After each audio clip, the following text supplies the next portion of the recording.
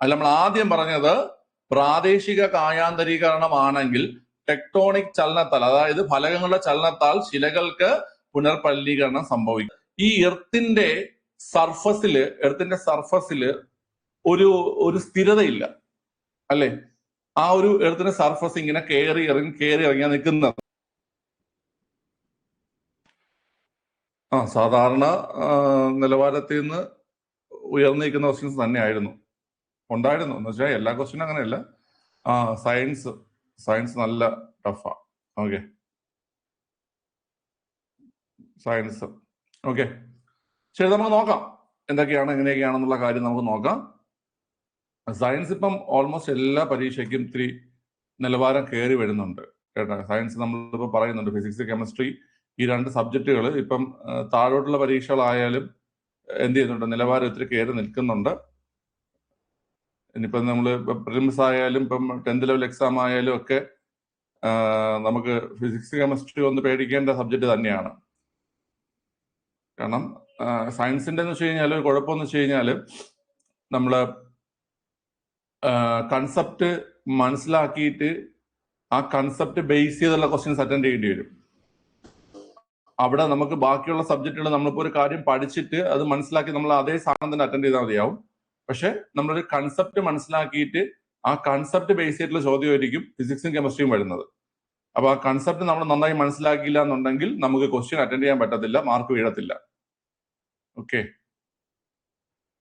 ശരി, നമുക്കപ്പം ചോദ്യങ്ങളും അതിന്റെ റിലേറ്റഡ് ഫാക്റ്റും ഒന്ന് നോക്കാം. കുറച്ച് നല്ല ചോദ്യങ്ങളൊക്കെ ഉണ്ട്.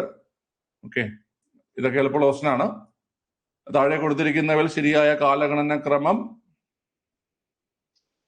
NCERT, SCERT, പിന്നെ ഔട്ട്സൈഡ് ക്വസ്റ്റ്യൻസ് ഒക്കെ വരുന്നുണ്ട്. ഓക്കെ, മനസ്സിലായില്ലേ? നമുക്ക് നോക്കാം എന്തൊക്കെയാണ് പഠിക്കാനുള്ളതെന്ന്. ഇത് താരതമ്യേന എളുപ്പമുള്ള ക്വസ്റ്റ്യനാണ്, എല്ലാം നിങ്ങൾക്ക് അറിയാവുന്നതായിരിക്കും. മാർത്താണ്ഡവർമ്മയുടെ സ്ഥാനാരോഹണം അല്ലെ?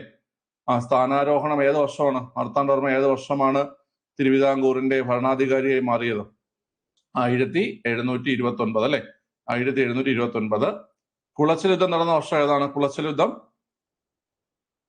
നടന്നത് 1741. കുളച്ചിൽ യുദ്ധം 1741. ആറ്റിങ്ങൽ കലാപം ഏത് വർഷമാണ്? ആറ്റിങ്ങൽ കലാപം വർഷം പറഞ്ഞേ. ആറ്റിങ്ങൽ കലാപം വർഷം പറഞ്ഞേ കുട്ടികളെ. 1721 അല്ലെ? ആറ്റിങ്ങൽ കലാപം 1721. ശ്രീരംഗപട്ടണം ഉടമ്പടി 1792 അല്ലെ? ശ്രീരംഗപട്ടണം ഉടമ്പടി 1792. അപ്പൊ ഇതിൽ ഏറ്റവും ആദ്യം വരുന്നതെന്ന് വെച്ചാൽ ആറ്റിങ്ങൽ കലാപമാണ്. അപ്പൊ 3 ഫസ്റ്റ് വരും. 3 ഫസ്റ്റ് വരുന്ന ഒരു ഓപ്ഷനേ ഉള്ളൂ, ഓപ്ഷൻ സി ആണ് അപ്പൊ ആൻസർ ആയിട്ട് വരുന്നത്. ആദ്യം ആറ്റിങ്ങൽ കലാപം വരും, പിന്നെ അതിനുശേഷം മാർത്താണ്ഡവർമ്മയുടെ സ്ഥാനാരോഹണം, അതിനുശേഷം കുളച്ചിൽ യുദ്ധം വരുന്നുണ്ട്, അതിനുശേഷം ശ്രീരംഗപട്ടണം ഉടമ്പടി. ഈ വർഷങ്ങളെല്ലാം ഓർത്തിരിക്കുക കേട്ടോ. ഈ കൂട്ടത്തിൽ നിങ്ങൾക്ക് പലപ്പോഴും വേണാട് ഉടമ്പടി കൂടി ഇട്ട് ചോദിക്കാറുണ്ട്. വേണാട് ഉടമ്പടി ഏത് വർഷമാണ് വരുന്നത്? ഈ ഒരു സാധനം ചോദിക്കുമ്പോഴെല്ലാം, അതായത് ആറ്റിങ്ങൽ കലാപത്തിന്റെ കൂടെയൊക്കെ നമുക്ക് സ്ഥിരമായിട്ട് ചോദിക്കുന്ന സാധനമാണ് വേണാട് ഉടമ്പടി. വേണാട് ഉടമ്പടി 1723 അല്ലെ? വേണാട് ഉടമ്പടി 1723.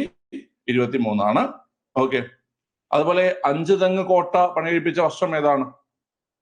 ആ ഒരു ഏരിയ കിടന്ന് കറങ്ങുന്ന ഒരു ചോദ്യമാണ്. അഞ്ചുതെങ്ങ് കോട്ട പണികഴിപ്പിച്ച വർഷം ഏതാണ്? അഞ്ചുതെങ്ങ് കോട്ട പണികഴിപ്പിച്ച വർഷം ഏതാ കുട്ടികളെ? പറഞ്ഞേ, അഞ്ചുതെങ്ങ് കോട്ട പണികഴിപ്പിച്ച വർഷം 1695 ആണല്ലേ? അഞ്ചുതെങ്ങ് കോട്ട പണികഴിപ്പിച്ച വർഷം 1695. അഞ്ചുതെങ്ങ് കലാപം നടന്ന വർഷം ഏതാണ്? അഞ്ചുതെങ്ങ് കലാപം നടന്ന വർഷം ഏതാണ്? കലാപം നടന്ന വർഷം ഏതാണ്? കലാപമാണെങ്കിൽ 1697 കലാപം അല്ലെ? 1697 കലാപം. ഓക്കെ, പിന്നെ ഈ ഒരു ഭാഗത്ത് നിന്ന് പിന്നെ വരുന്നൊരു ചോദ്യം എന്ന് വെച്ച് കഴിഞ്ഞാല് തൃപ്പടിദാനം ചോദിക്കും. തൃപ്പടിദാനം ചോദിക്കും. തൃപ്പടിദാനം വർഷം പറഞ്ഞേ. തൃപ്പടിദാനം 1750 അല്ലെ? 1750 തൃപ്പടിദാനം. 1750 ജനുവരി 3-ാം തീയതിയാണ് തൃപ്പടിദാനം. ഓക്കെ, രണ്ടാം തൃപ്പടിദാനം എന്നൊരു ചോദ്യം റയറായിട്ടൊക്കെ വന്നിട്ടുണ്ട്. രണ്ടാം തൃപ്പടിദാനം ഏത് വർഷം എന്ന് കേട്ട് കഴിഞ്ഞാൽ 1766 അല്ലെ? രണ്ടാം തൃപ്പടിദാനം 1766. അപ്പൊ ഞാൻ ഈ പറഞ്ഞ വർഷങ്ങളൊക്കെ ഈ ഒരു ഏരിയയിൽ PSC ഇതുപോലെ നിങ്ങൾക്ക് കാലഗണന ചോദിക്കാനോ അല്ലെങ്കിൽ വർഷത്തിന്റെ ജോഡി തന്നിട്ട് ശരിയായതും തെറ്റായതൊക്കെ ചോദിക്കാനോ ചാൻസ് ഉള്ളതാണ്. എല്ലാം അറിയാവുന്നതല്ലേ? ഒന്നുകൂടെ പറയണോ? ഇപ്പൊ ഞാൻ ലാസ്റ്റ് പറഞ്ഞ ഒന്നുകൂടെ പറയണോ? വേണ്ടല്ലോ. വേണാട് ഉടമ്പടി 1723, അഞ്ചുതൻ കോട്ടമണി ഏൽപ്പിച്ചത് 1795, അഞ്ചുതൻ കലാപമാണെങ്കിൽ 1797, തൃപ്പടിദാനം 1750 ജനുവരി 3. ഓക്കെ, അതുപോലെ തന്നെ രണ്ടാം തൃപ്പടിദാനം 1766. ഇത് എളുപ്പമുള്ള ക്വസ്റ്റ്യൻ ആയിരുന്നു, എഴുതാൻ പറ്റുന്ന എല്ലാവർക്കും. അടുത്ത ഈ ക്വസ്റ്റ്യൻ, ഇത് നമ്മൾ ഇടയ്ക്കിടയ്ക്ക് റിവിഷൻ ചെയ്യുന്ന ഒരു ക്വസ്റ്റ്യൻ തന്നെയാണ്. നമ്മളെ SCERT ബേസ് ചെയ്തിട്ടുള്ള ക്വസ്റ്റ്യൻ ആണ്. ആത്മവിദ്യാസംഘം വൈകുണ്ഠസ്വാമികളല്ല അല്ലേ? അപ്പൊ അത് തെറ്റാണ്. നമുക്ക് വേണ്ട തെറ്റായ ജോഡിയാണ്. അപ്പൊ ഒന്നാമത്തെ തന്നെ തെറ്റായ ജോഡിയാണ്. ആത്മവിദ്യാസംഘം സ്ഥാപിച്ചിരിക്കുന്നത് ആരാ കുട്ടികളെ? ആത്മവിദ്യാസംഘം സ്ഥാപിച്ചിരിക്കുന്നത് വാഗ്ഭടാനന്ദനാണ്. അപ്പൊ അത് തെറ്റാണ്. അരയ സമാജം പണ്ഡിറ്റ് KP കറുപ്പൻ, അത് ശരിയാണ്. അരയ സമാജം പണ്ഡിറ്റ് KP കറുപ്പൻ, അത് ശരിയാണ്. പ്രത്യക്ഷ ദൈവസഭ കുമാര ഗുരുദേവൻ, അതും ശരിയാണ്. ഓക്കെ, യോഗക്ഷേമ സഭ അയ്യങ്കാളി, യോഗക്ഷേമ സഭ അയ്യങ്കാളി തെറ്റാണ്. യോഗക്ഷേമ സഭ സ്ഥാപകൻ ചോദിച്ചാൽ നമുക്ക് ആരെ പറയാൻ പറ്റും കുട്ടികളെ? യോഗക്ഷേമ സഭയുടെ സ്ഥാപകൻ നമുക്ക് VT ഭട്ടതിരിപ്പാട് പറയാൻ പറ്റുമോ? യോഗക്ഷേമ സഭ ഇപ്പം VT ഭട്ടതിരിപ്പാട് ജനിക്കുന്നത് 1896-ലാണ്. യോഗക്ഷേമ സഭ രൂപം കൊള്ളുന്നത് 1908-ലാണ്. 12ാമത്തെ വയസ്സിലൊക്കെ അദ്ദേഹം ഇങ്ങനെ ഒരു വലിയൊരു സംഘടന സ്ഥാപിച്ചു എന്ന് പറയാൻ പറ്റുമോ? യോഗക്ഷേമ സഭയുടെ പ്രധാന പ്രവർത്തകൻ നമുക്ക് ആരെ പറയാം? VT ഭട്ടതിരിപ്പാടിനെ പറയാം. ഓക്കെ അല്ലേ? പ്രധാന പ്രവർത്തകൻ VT ഭട്ടതിരിപ്പാടിനെ പറയാം. സ്ഥാപകൻ നമ്മൾ പഠിക്കുന്നത് അല്ലെങ്കിൽ അതിന്റെ രൂപീകരണത്തിന് നേതൃത്വം കൊടുത്ത ഒരു വ്യക്തി ഉണ്ടല്ലോ, ആരാണ്? യോഗക്ഷേമ സഭയുടെ രൂപീകരണത്തിന് നേതൃത്വം കൊടുത്ത ഒരു വ്യക്തി ഉണ്ടല്ലോ കുട്ടികളെ,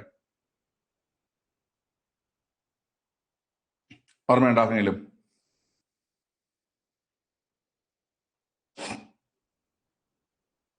KP ശങ്കരൻ നമ്പൂതിരിപ്പാട് എന്നൊരു പേര്, KP ശങ്കരൻ നമ്പൂതിരിപ്പാട് എന്ന പേര് കേട്ടിട്ടുണ്ടോ? KP ശങ്കരൻ നമ്പൂതിരിപ്പാട് എന്ന പേര്.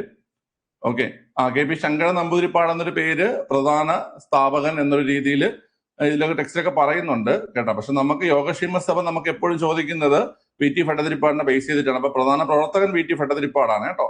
ഓക്കെ, പക്ഷെ ഓർക്കുക 1896-ലാണ് VT ഭട്ടതിരിപ്പാട്, 1908-ലാണ് യോഗക്ഷേമ സഭ കേട്ടോ. ഓക്കെ, ഓർത്തില്ല. അപ്പൊ ഓപ്ഷൻ A ആൻസർ ആയിട്ട് വരും. 1ഉം 4ഉം തെറ്റാണ്. അടുത്ത ക്വസ്റ്റ്യൻ, അടുത്തതും എളുപ്പമുള്ള ക്വസ്റ്റ്യൻ ആണ്. ഓക്കെ, കലാപത്തിൽ താഴെ തന്നിരിക്കുന്നതിൽ 1857-ലെ കലാപവുമായി ബന്ധപ്പെട്ട പ്രസ്താവനകളിൽ ശരിയായത് ഏതെന്നാണ് ചോദ്യം. ഓക്കെ, കലാപത്തിൽ ഡൽഹിയിൽ നേതൃത്വം നൽകിയത് നാനാ സാഹിബാണ്. ഡൽഹിയിൽ നേതൃത്വം നൽകിയത്, നമുക്ക് ശരിയായ പ്രസ്താവനകളാണ് വേണ്ടത്. കലാപത്തിൽ ഡൽഹിയിൽ നേതൃത്വം നൽകിയത് നാനാ സാഹിബാണെന്ന് പറയുന്നു, തെറ്റാണ്. ഡൽഹിയിൽ നേതൃത്വം നൽകിയത് ആരാണ് കുട്ടികളെ? ഡൽഹിയിൽ നേതൃത്വം നൽകിയത് ആരാണ്? ഡൽഹിയിൽ നേതൃത്വം നൽകിയത് ആരാണ്? ബഹദൂർ ഷാ രണ്ടാമനാണ് അല്ലെ? ബഹദൂർ ഷാ രണ്ടാമൻ അല്ലെങ്കിൽ ബഹദൂർ ഷാ സഫർ ആണ് ഡൽഹിയിൽ നേതൃത്വം നൽകിയത്. ബഹദൂർ ഷാ രണ്ടാമൻ അല്ലെങ്കിൽ ബഹദൂർ ഷാ സഫർ ആണ് അല്ലെ? ഓക്കെ അല്ലെ? ബഹദൂർ ഷാ സഫർ ആണ്. നാനാ സാഹിബ് നേതൃത്വം നൽകിയത് എവിടെയെന്ന് കേട്ട് കഴിഞ്ഞാൽ കാൺപൂരിലാണ് അല്ലെ? കാൺപൂരിലാണ് നാനാ സാഹിബ് നേതൃത്വം നൽകിയത്. കാൺപൂരിലാണ് അല്ലെ? നാനാ സാഹിബ് നേതൃത്വം നൽകിയത് കാൺപൂരിലാണ് നാനാ സാഹിബ് നേതൃത്വം നൽകിയത്. ഓക്കെ, അടുത്ത്, ഒരു ദിവസം നമ്മുടെ വായിൽ അകപ്പെടാൻ പോകുന്ന ഒരു ചെറിയായി അവത് വിശേഷിക്കപ്പെട്ടു. ശരിയല്ലേ? നമ്മളത് SCERT ബേസ് ചെയ്ത് പഠിക്കുന്നുണ്ട്. ഒരു ദിവസം നമ്മുടെ വായിൽ അകപ്പെടാൻ പോകുന്ന ചെറി എന്ന് അവതിനെ ആര് വിശേഷിപ്പിച്ചു? കുട്ടികളെ? ഡൽഹൌസി വിശേഷിപ്പിച്ചു അല്ലെ? ഡൽഹൌസി വിശേഷിപ്പിച്ചു. ഓക്കെ, ഒരു ദിവസം നമ്മുടെ വായിൽ അകപ്പെടാൻ പോകുന്ന ഒരു ചെറിയായി അവതിനെ വിശേഷിപ്പിച്ചു ഡൽഹൌസിയാണ്. നമ്മൾ പഠിച്ചിട്ടുള്ള കാര്യം, അത് ശരിയാണ്. അടുത്ത്, തോമസ് ജോൺസ് ബാർക്കർ 1859 വരച്ച ചിത്രമാണ് ഇൻ മെമ്മോറിയം. ഞാൻ 2 പുസ്തകങ്ങൾ അല്ലെങ്കിൽ രണ്ട് ചിത്രങ്ങൾ നിങ്ങൾക്ക് ഞാൻ പറഞ്ഞു തന്നിട്ടുള്ളതാണ്. ഇൻ മെമ്മോറിയവും റിലീഫ് ഓഫ് ലക്നൗ. പിള്ളേരെ, തോമസ് ജോൺസ് ബാർക്കറുടെ ചിത്രം ഏതാണ്? നമ്മൾ ഇങ്ങനെ കണക്ട് ചെയ്തൊക്കെ പഠിച്ചിട്ടുണ്ട്. അതായത് നമ്മള് റിലീഫിന് വേണ്ടി ബാറിൽ കയറി വെള്ളമടിക്കുന്നു അല്ലെ? റിലീഫിന് വേണ്ടി നമ്മൾ ബാറിൽ കയറി വെള്ളമടിക്കുന്നു. അപ്പം റിലീഫ് ഓഫ് ലക്നൗ എന്ന് പറഞ്ഞു കഴിഞ്ഞാൽ അത് തോമസ് ജോൺസ് ബാർക്കറുടെ ചിത്രവും, ഇൻ മെമ്മോറിയം എന്ന് പറഞ്ഞാൽ ആരുടെ ചിത്രമാണ് കുട്ടികളെ? ഇൻ മെമ്മോറിയം എന്ന് പറഞ്ഞാൽ ജോസഫ് നോയൽ പാറ്റൺ അല്ലെ? ജോസഫ് നോയൽ പാറ്റന്റെ ചിത്രമാണ് in memoriam. Joseph Noel Paton, Joseph Noel Paton, Joseph Noel പാറ്റന്റെ ചിത്രമാണ് ഇൻ മെമ്മോറിയം. ജോസഫ് നോയൽ പാറ്റന്റെ ചിത്രമാണ് ഏത് കുട്ടികളെ? In memoriam. ഓക്കെ അല്ലേ? ഓക്കെ ആണ്. അപ്പം ഇത് തെറ്റാണ്. തോമസ് ജോൺസ് ബാർക്കർ അദ്ദേഹം 1859 വരച്ച ചിത്രം അത് റിലീഫ് ഓഫ് ലക്നൌവും ഇൻ മെമ്മോറിയം എന്ന ചിത്രം വരച്ചത് ജോസഫ് നോയൽ പാറ്റനുമാണ്. അടുത്ത 1857 മെയ് 10 മീററ്റിൽ കലാപം ആരംഭിച്ചത്, അല്ലെ? മീററ്റിലാണ് കലാപം ആരംഭിച്ചത്. 1857 മെയ് 10 മീററ്റിലാണ് കലാപം ആരംഭിച്ചത്. അത് ശരിയാണ്.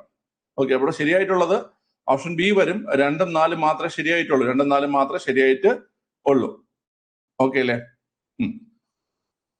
ഞാൻ പറഞ്ഞുതരാം. ഈ Joseph Noel Paton in memoriam എന്ന ചിത്രം വരച്ചിരിക്കുന്നത് 1858 കേട്ടോ. Joseph Noel Paton in memoriam എന്ന ചിത്രം വരച്ചിരിക്കുന്നത് 1858. എന്താണ് ആ ഒരു ചിത്രത്തില് പരാമർശിച്ചിരിക്കുന്ന കുട്ടികളെ? ജോസഫ് നോയൽ പാറ്റന്റെ ഇൻ മെമ്മോറിയം എന്ന ചിത്രത്തിൽ 1858 അദ്ദേഹം വരച്ച ഇൻ മെമ്മോറിയം എന്ന ചിത്രത്തിൽ എന്താണ് പരാമർശിച്ചിരിക്കുന്നത്? ഇൻ മെമ്മോറിയം എന്ന ചിത്രത്തില് എന്താണ് പരാമർശിച്ചിരിക്കുന്നത്? അറിയോ? കുതിരപ്പുറത്താ പിള്ളേരെ.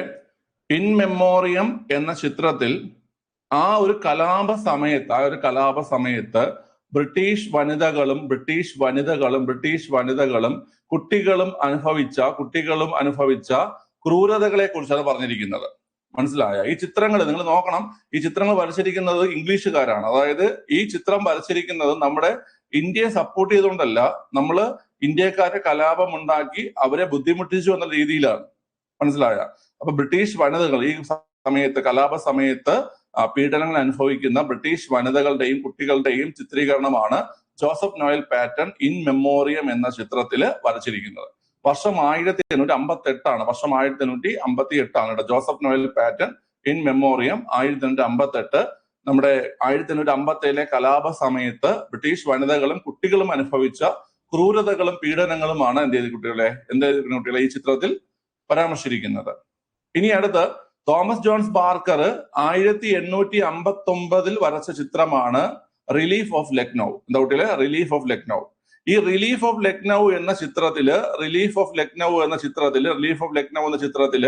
എന്താണ് പരാമർശിച്ചിരിക്കുന്നതെന്ന് കേട്ട് കഴിഞ്ഞാല് നമ്മൾ ആ ഒരു കലാപം അടിച്ചമർത്തലിനെ കുറിച്ചാണ്. അതായത് ബ്രിട്ടീഷുകാര് വീരോചിതമായി ആ കലാപം അടിച്ചമർത്തി എന്നുള്ള കാര്യമാണ് ഈ ഒരു റിലീഫ് ഓഫ് ലക്നൌ എന്ന ചിത്രത്തില് പരാമർശിച്ചിരിക്കുന്നത്. അതായത് ഈ രണ്ട് ചിത്രങ്ങളും ഇന്ത്യക്കാരെ സപ്പോർട്ട് ചെയ്തുള്ള ചിത്രങ്ങളല്ല. ഇത് ഇംഗ്ലീഷുകാര് അവരുടെ കഷ്ടപ്പാട്, അതായത് കലാപ സമയത്ത് അവരനുഭവിച്ച കഷ്ടപ്പാടുകളും പിന്നെ അവരുടെ വിജയത്തെ കുറിച്ചൊക്കെയാണ് അതിൽ പരാമർശിച്ചിരിക്കുന്നത്. മനസ്സിലായില്ലേ? അപ്പൊ ഇതിൽ ഈ റിലീഫ് ഓഫ് ലക്നൌ എന്ന ചിത്രത്തില് നമ്മൾ പ്രധാനമായിട്ടും നമ്മുടെ ബ്രിട്ടീഷ് ഉദ്യോഗസ്ഥനായിട്ടുള്ള കോളിൻ ക്യാമ്പലിനെ പരാമർശിച്ചിട്ടുണ്ട്. ഓക്കെ, അതുപോലെ ജെയിംസ് ഓട്രാം എന്ന ഉദ്യോഗസ്ഥനെ പരാമർശിച്ചിട്ടുണ്ട്. അതുപോലെ ഹെൻറി ഹാവ്ലോക്ക് ഈ മൂന്ന് ഉദ്യോഗസ്ഥരെ എന്ത് ചെയ്തിട്ടുണ്ട്? റിലീഫ് ഓഫ് ലക്നൌ എന്ന ചിത്രത്തിൽ പരാമർശിച്ചിട്ടുണ്ട്.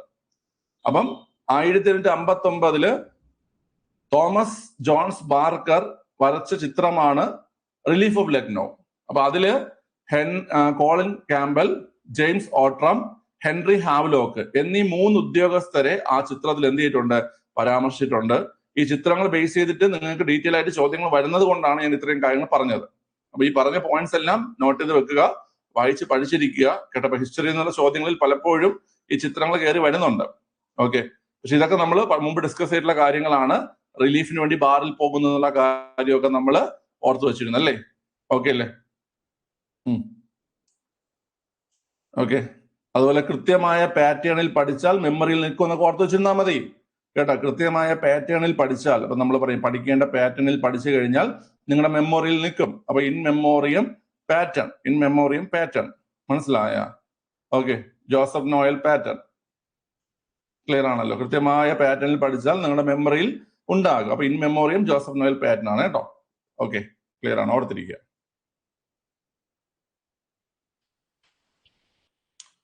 നെക്സ്റ്റ് ക്വസ്റ്റ്യൻ അറ്റൻഡ് ചെയ്തേ. താഴെ കൊടുത്തിരിക്കുന്ന പ്രസ്താവനകൾ പരിശോധിച്ച് ബന്ധമില്ലാത്തവ കണ്ടെത്തുക എന്നതാണ് അല്ലെ. 1922 ചൗരി ചൗര സംഭവത്തെ തുടർന്ന് ഗാന്ധിജി സിവിൽ നിയമലംഘന പ്രസ്ഥാനം നിർത്തലാക്കി. ബന്ധമില്ലാത്തവയാണ് കണ്ടെത്തേണ്ടത്. 1922 ചൗരി ചൗര സംഭവത്തെ തുടർന്ന് ഗാന്ധിജി സിവിൽ നിയമലംഘന പ്രസ്ഥാനം നിർത്തലാക്കി എന്നുള്ളത് തെറ്റാണ്, ബന്ധമില്ലാത്തതാണ്. ഓക്കെ, ചൗരി ചൗര സംഭവത്തെ തുടർന്ന് ഗാന്ധി നിർത്തലാക്കിയത് നിസ്സഹകരണ പ്രസ്ഥാനമാണ് അല്ലെ. നോൺ കോപ്പറേഷൻ മൂവ്മെന്റ് ആണ് ഗാന്ധി നിർത്തലാക്കിയത്. അത് നമുക്കറിയാവുന്ന കാര്യമാണ്. നിസ്സഹകരണ പ്രസ്ഥാനം അല്ലെങ്കിൽ നോൺ കോപ്പറേഷൻ മൂവ്മെന്റ് ആണ് ഗാന്ധിജി നിർത്തലാക്കിയത്. ക്രിഫ് ദൗത്യത്തിന്റെ പരാജയത്തെ തുടർന്ന് ഗാന്ധിജി ക്വിറ്റ് ഇന്ത്യ പ്രക്ഷോഭം ആരംഭിച്ചു.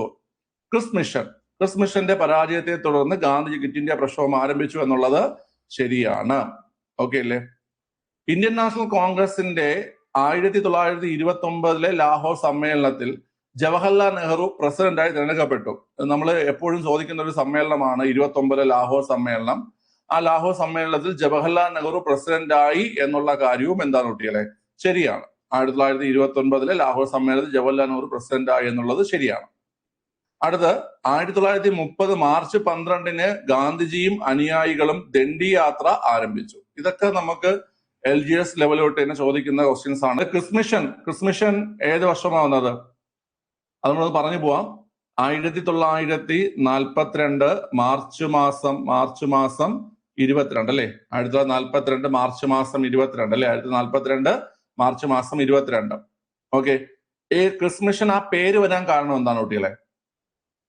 ക്രിസ് മിഷൻ ആ പേര് വരാൻ കാരണം എന്താണ്? ക്രിസ് മിഷൻ ആ പേര് വരാൻ കാരണം എന്താണ് കുട്ടികൾ? ഒന്ന് പറയാവോ? ക്രിസ് മിഷൻ ആ പേര് വരാൻ കാരണം? ക്രിസ് മിഷൻ ആ പേര് വരാൻ കാരണം ആ ഒരു ക്രിസ് മിഷന്റെ ചെയർമാൻ എന്ന് പറയുന്നത് സർ സ്റ്റഫോർഡ് ക്രിപ്സ് ആയിരുന്നു അല്ലെ. സ്റ്റഫോർഡ് ക്രിപ്സ് ആയിരുന്നു ചെയർമാൻ. സ്റ്റഫോർഡ് ക്രിപ്സ് ആയിരുന്നു അല്ലെ. സ്റ്റഫോർഡ്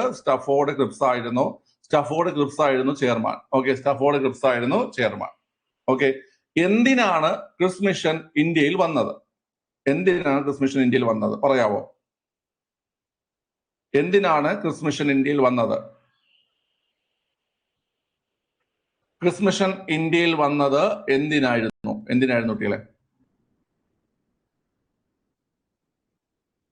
നമുക്കറിയാം 1939 മുതൽ 45 വരെയുള്ള കാലഘട്ടത്തില് എന്ത് നടക്കുകയാണ്? രണ്ടാം ലോക മഹായുദ്ധം നടക്കുകയാണ് അല്ലെ. സെക്കൻഡ് വേൾഡ് വാർ നടക്കുകയാണ്. ഈ രണ്ടാം ലോക മഹായുദ്ധത്തില് ഇന്ത്യയുടെ പിന്തുണ ആവശ്യപ്പെട്ടുകൊണ്ടാണ് ക്രിസ് മിഷൻ ഇന്ത്യയിൽ വന്നത്. മനസ്സിലായ? ഓക്കെ, രണ്ടാം ലോക മഹായുദ്ധത്തിൽ ഇന്ത്യയുടെ പിന്തുണ, ഇന്ത്യ ബ്രിട്ടനെ പിന്തുണയ്ക്കണം എന്ന് ആവശ്യപ്പെട്ടുകൊണ്ടാണ് ക്രിസ് മിഷൻ ഇന്ത്യയിൽ വന്നത്. അപ്പൊ അതിനു വേണ്ടിയിട്ട് അവര് മുന്നോട്ട് വെച്ച കാര്യങ്ങളുണ്ട്. എന്തൊക്കെ നിർദ്ദേശങ്ങളാണ് അവർ മുന്നോട്ട് വെച്ചത്? അതായത് നിങ്ങൾ ഞങ്ങളെ സപ്പോർട്ട് ചെയ്യുകയാണെങ്കിൽ എന്തൊക്കെ കാര്യങ്ങൾ നിങ്ങൾക്ക് ഞങ്ങൾ ചെയ്തു തരാം. എന്തൊക്കെയാ പറഞ്ഞത്? വളരെ യുദ്ധാനന്തരം പുത്രികാ രാജ്യ പദവി അല്ലെ. യുദ്ധം കഴിയുന്ന സമയത്ത്, യുദ്ധം അവസാനിക്കുന്ന സമയത്ത് പുത്രികാ രാജ്യ പദവി നൽകാം. യുദ്ധാനന്തരം പുത്രികാ രാജ്യ പദവി നൽകാം. അതുപോലെ തന്നെ സ്വന്തമായി ഭരണഘടന എഴുതാനുള്ള അനുമതി നൽകാം. അതുപോലെ തന്നെ ഒരു ഇടക്കാല സർക്കാരിനെ തിരഞ്ഞെടുക്കാം അല്ലെ. ഒരു ഇടക്കാല സർക്കാരിനെ എന്ത് ചെയ്യാം? തിരഞ്ഞെടുക്കാം. പക്ഷെ അവിടെ ഒരു കണ്ടീഷൻ വെച്ചിട്ടുണ്ട്.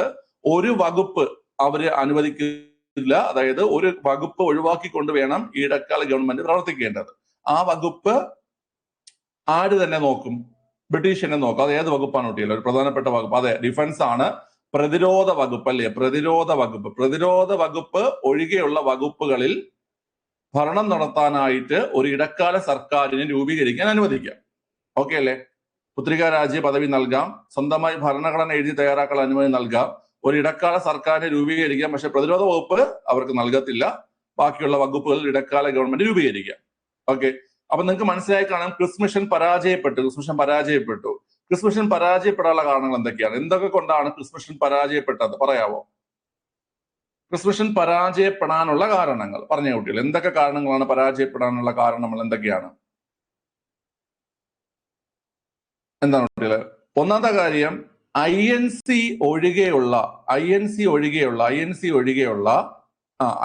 ഒഴികെയുള്ള ബാക്കിയുള്ള രാഷ്ട്രീയ സംഘടനകൾ എതിർത്തു.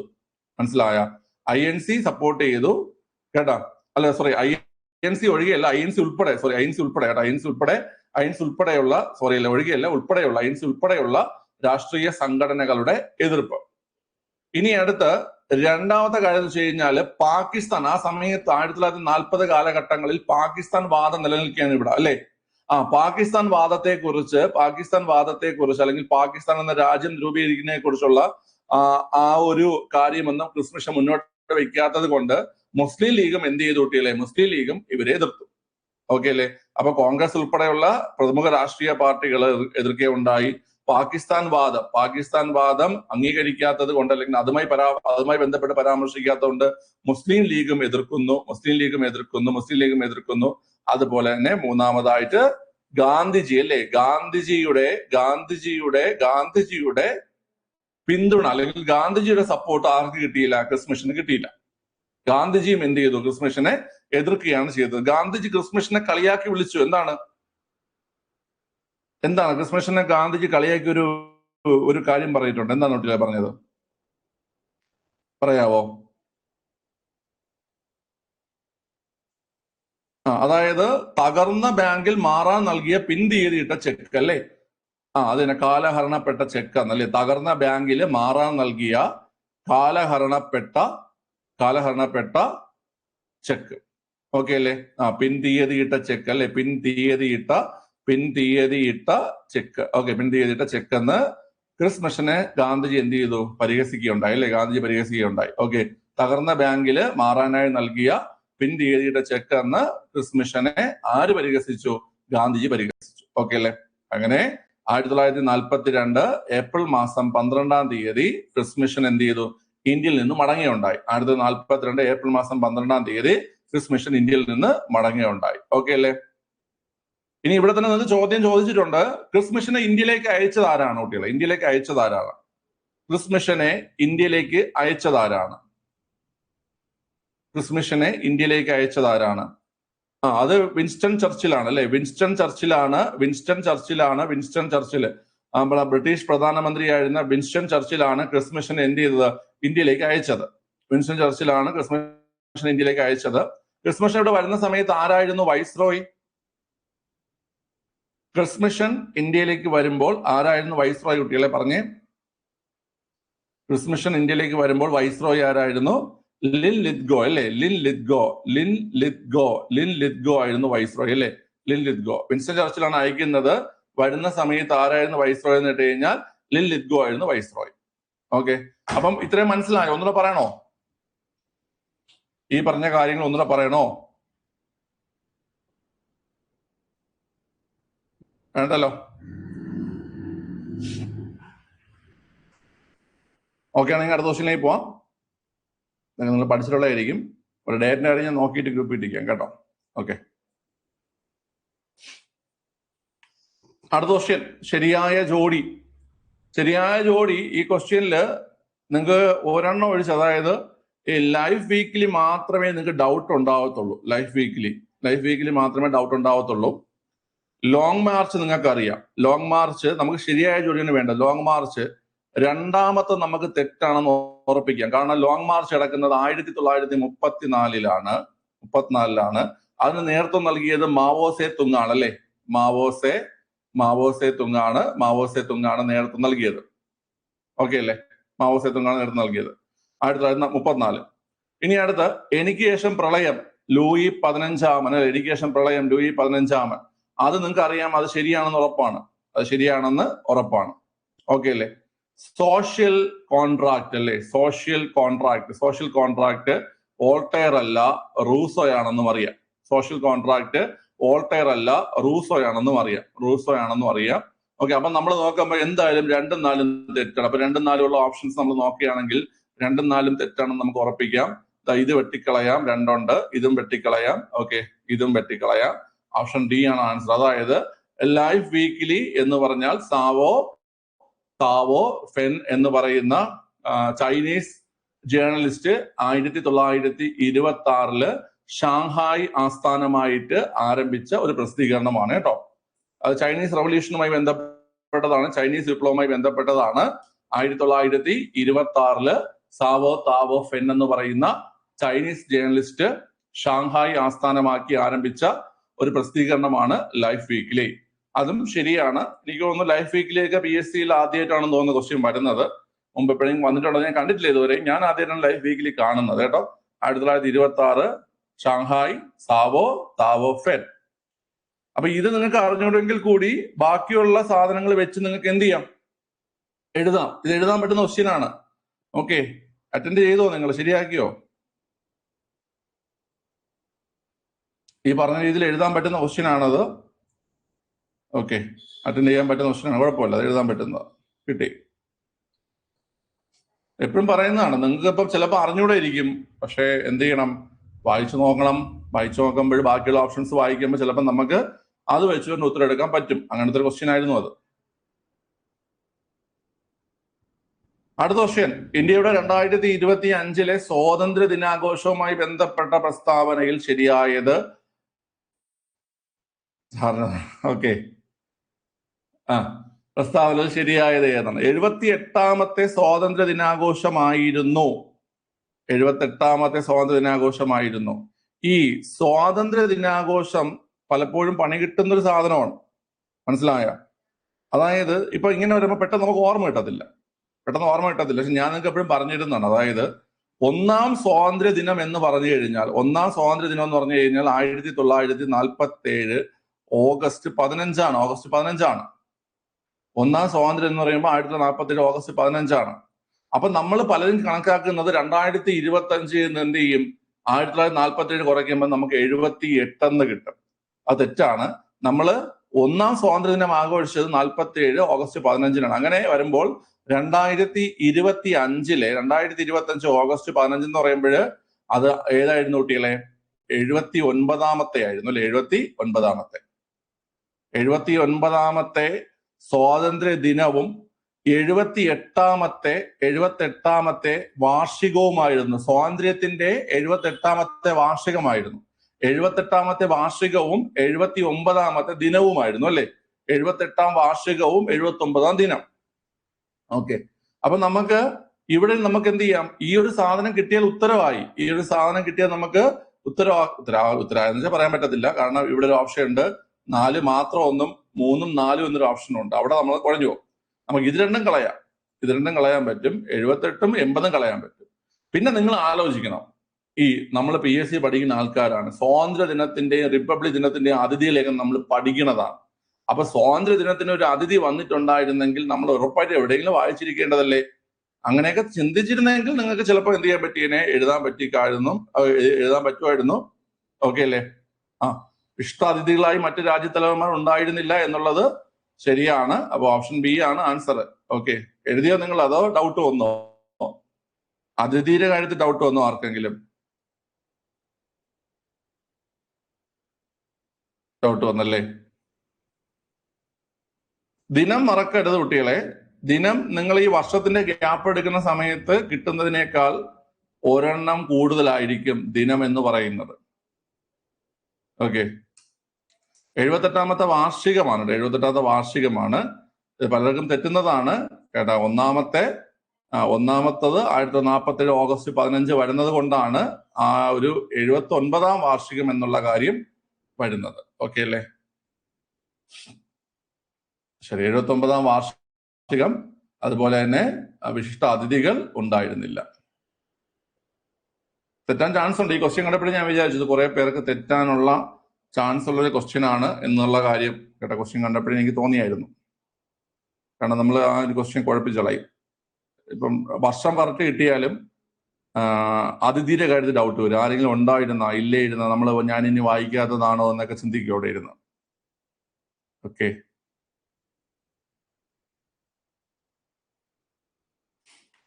ഗ്രാവിറ്റി അനോമലിയുമായി ബന്ധപ്പെട്ട തെറ്റായ പ്രസ്താവന എന്നതാണ് ചോദ്യം. ഗ്രാവിറ്റി അനോമലിയുമായി ബന്ധപ്പെട്ട തെറ്റായ പ്രസ്താവന. ഓക്കെ, വളരെ ഈ ഒരു ചോദ്യവും എനിക്ക് തോന്നുന്നു ആദ്യമായിട്ടാണ് നമ്മുടെ സ്റ്റേറ്റ് PSC ക്വസ്റ്റ്യൻസിൽ വരുന്നതെന്ന് തോന്നുന്നത്. UPSC ക്വസ്റ്റ്യനായിട്ടൊക്കെ വന്നിട്ടുണ്ട് ഗ്രാവിറ്റി അനോമലിയൊക്കെ. കാരണം UPSC സ്റ്റുഡൻസ് പഠിക്കുന്ന ഒരു അനോമലി എന്ന് വെച്ചാൽ അപാകത എന്ന് വെച്ചാൽ വ്യത്യാസം, അത്രേ ഉള്ളൂ. അനോമലി എന്ന് ഉദ്ദേശിക്കുന്നത് വ്യത്യാസം അല്ലെങ്കിൽ അപാകത എന്നാണ് കേട്ടോ. പക്ഷെ ഇത് UPSC ലെവലിലുള്ള ഒരു ക്വസ്റ്റ്യൻ ആണ്, NCERT ബേസ് ആയിട്ടുള്ള ഒരു ക്വസ്റ്റ്യനും കൂടിയാണ്. ഗ്രാവിറ്റി അനോമലി ഞാൻ പറഞ്ഞുതരാം. അതായത് ഇപ്പൊ നമ്മുടെ ഒരു എർത്തിന് നമ്മൾ പഠിക്കുന്ന ഒരു കാര്യമുണ്ട് കുട്ടികളെ. എർത്ത് നമ്മൾ പഠിക്കുന്ന ഒരു കാര്യം എന്ന് വെച്ച് കഴിഞ്ഞാല് എർത്തിന് കൃത്യമായ റൗണ്ട് ഷേപ്പ് അല്ല, അല്ലെ? നമ്മൾ എർത്തിന്റെ ഷേപ്പിനെ തന്നെ നമ്മൾ പറയുന്നത് ജിയോയിഡ് എന്നാണ്. എർത്തിന്റെ ഷേപ്പിനെ തന്നെ നമ്മൾ പറയുന്നത് ജിയോയിഡ് എന്നാണ്, അല്ലെ? ജിയോയിഡ് ആണ്. അത് മാത്രമല്ല, നിങ്ങളൊന്ന് എർത്തിന്റെ സർഫസ് ഒന്ന് ആലോചിച്ച് നോക്കിയേ. എർത്തിന്റെ സർഫസ് എങ്ങനെയാ വരുന്നത്? എല്ലായിടത്തും ഒരേപോലെയാണ് ഇരിക്കുന്നത്? അല്ല. എർത്തിന്റെ സർഫസ് നോക്കിക്കഴിഞ്ഞാല് എർത്തിന്റെ സർഫസിന്റെ ഒരു നോക്കിക്കഴിഞ്ഞാൽ ചിലയിടത്ത് ഉയർന്നു നിൽക്കുന്നുണ്ടാകും, അല്ലെ? പർവ്വതങ്ങളൊക്കെ ഉള്ള ഭാഗത്തൊക്കെ ഉയർന്നാണ് നിൽക്കുന്നത്. പിന്നെ ഈ സമുദ്ര ഭാഗം അവിടെയൊക്കെ താഴ്ന്നാണ് നിൽക്കുന്നത്. അതായത് ഈ എർത്തിന്റെ സർഫസില് ഒരു സ്ഥിരതയില്ല, അല്ലെ? ആ ഒരു എർത്തിന്റെ സർഫസ് ഇങ്ങനെ കയറി ഇറങ്ങിയാ നിൽക്കുന്നത്.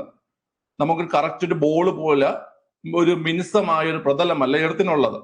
അപ്പം മിനുസമായ പ്രതലമല്ലാത്തത് കൊണ്ട് തന്നെ എർത്തിന്റെ ഗ്രാവിറ്റിക്ക് പല സ്ഥലങ്ങളിലും വ്യത്യാസം ഉണ്ടാകുന്നു.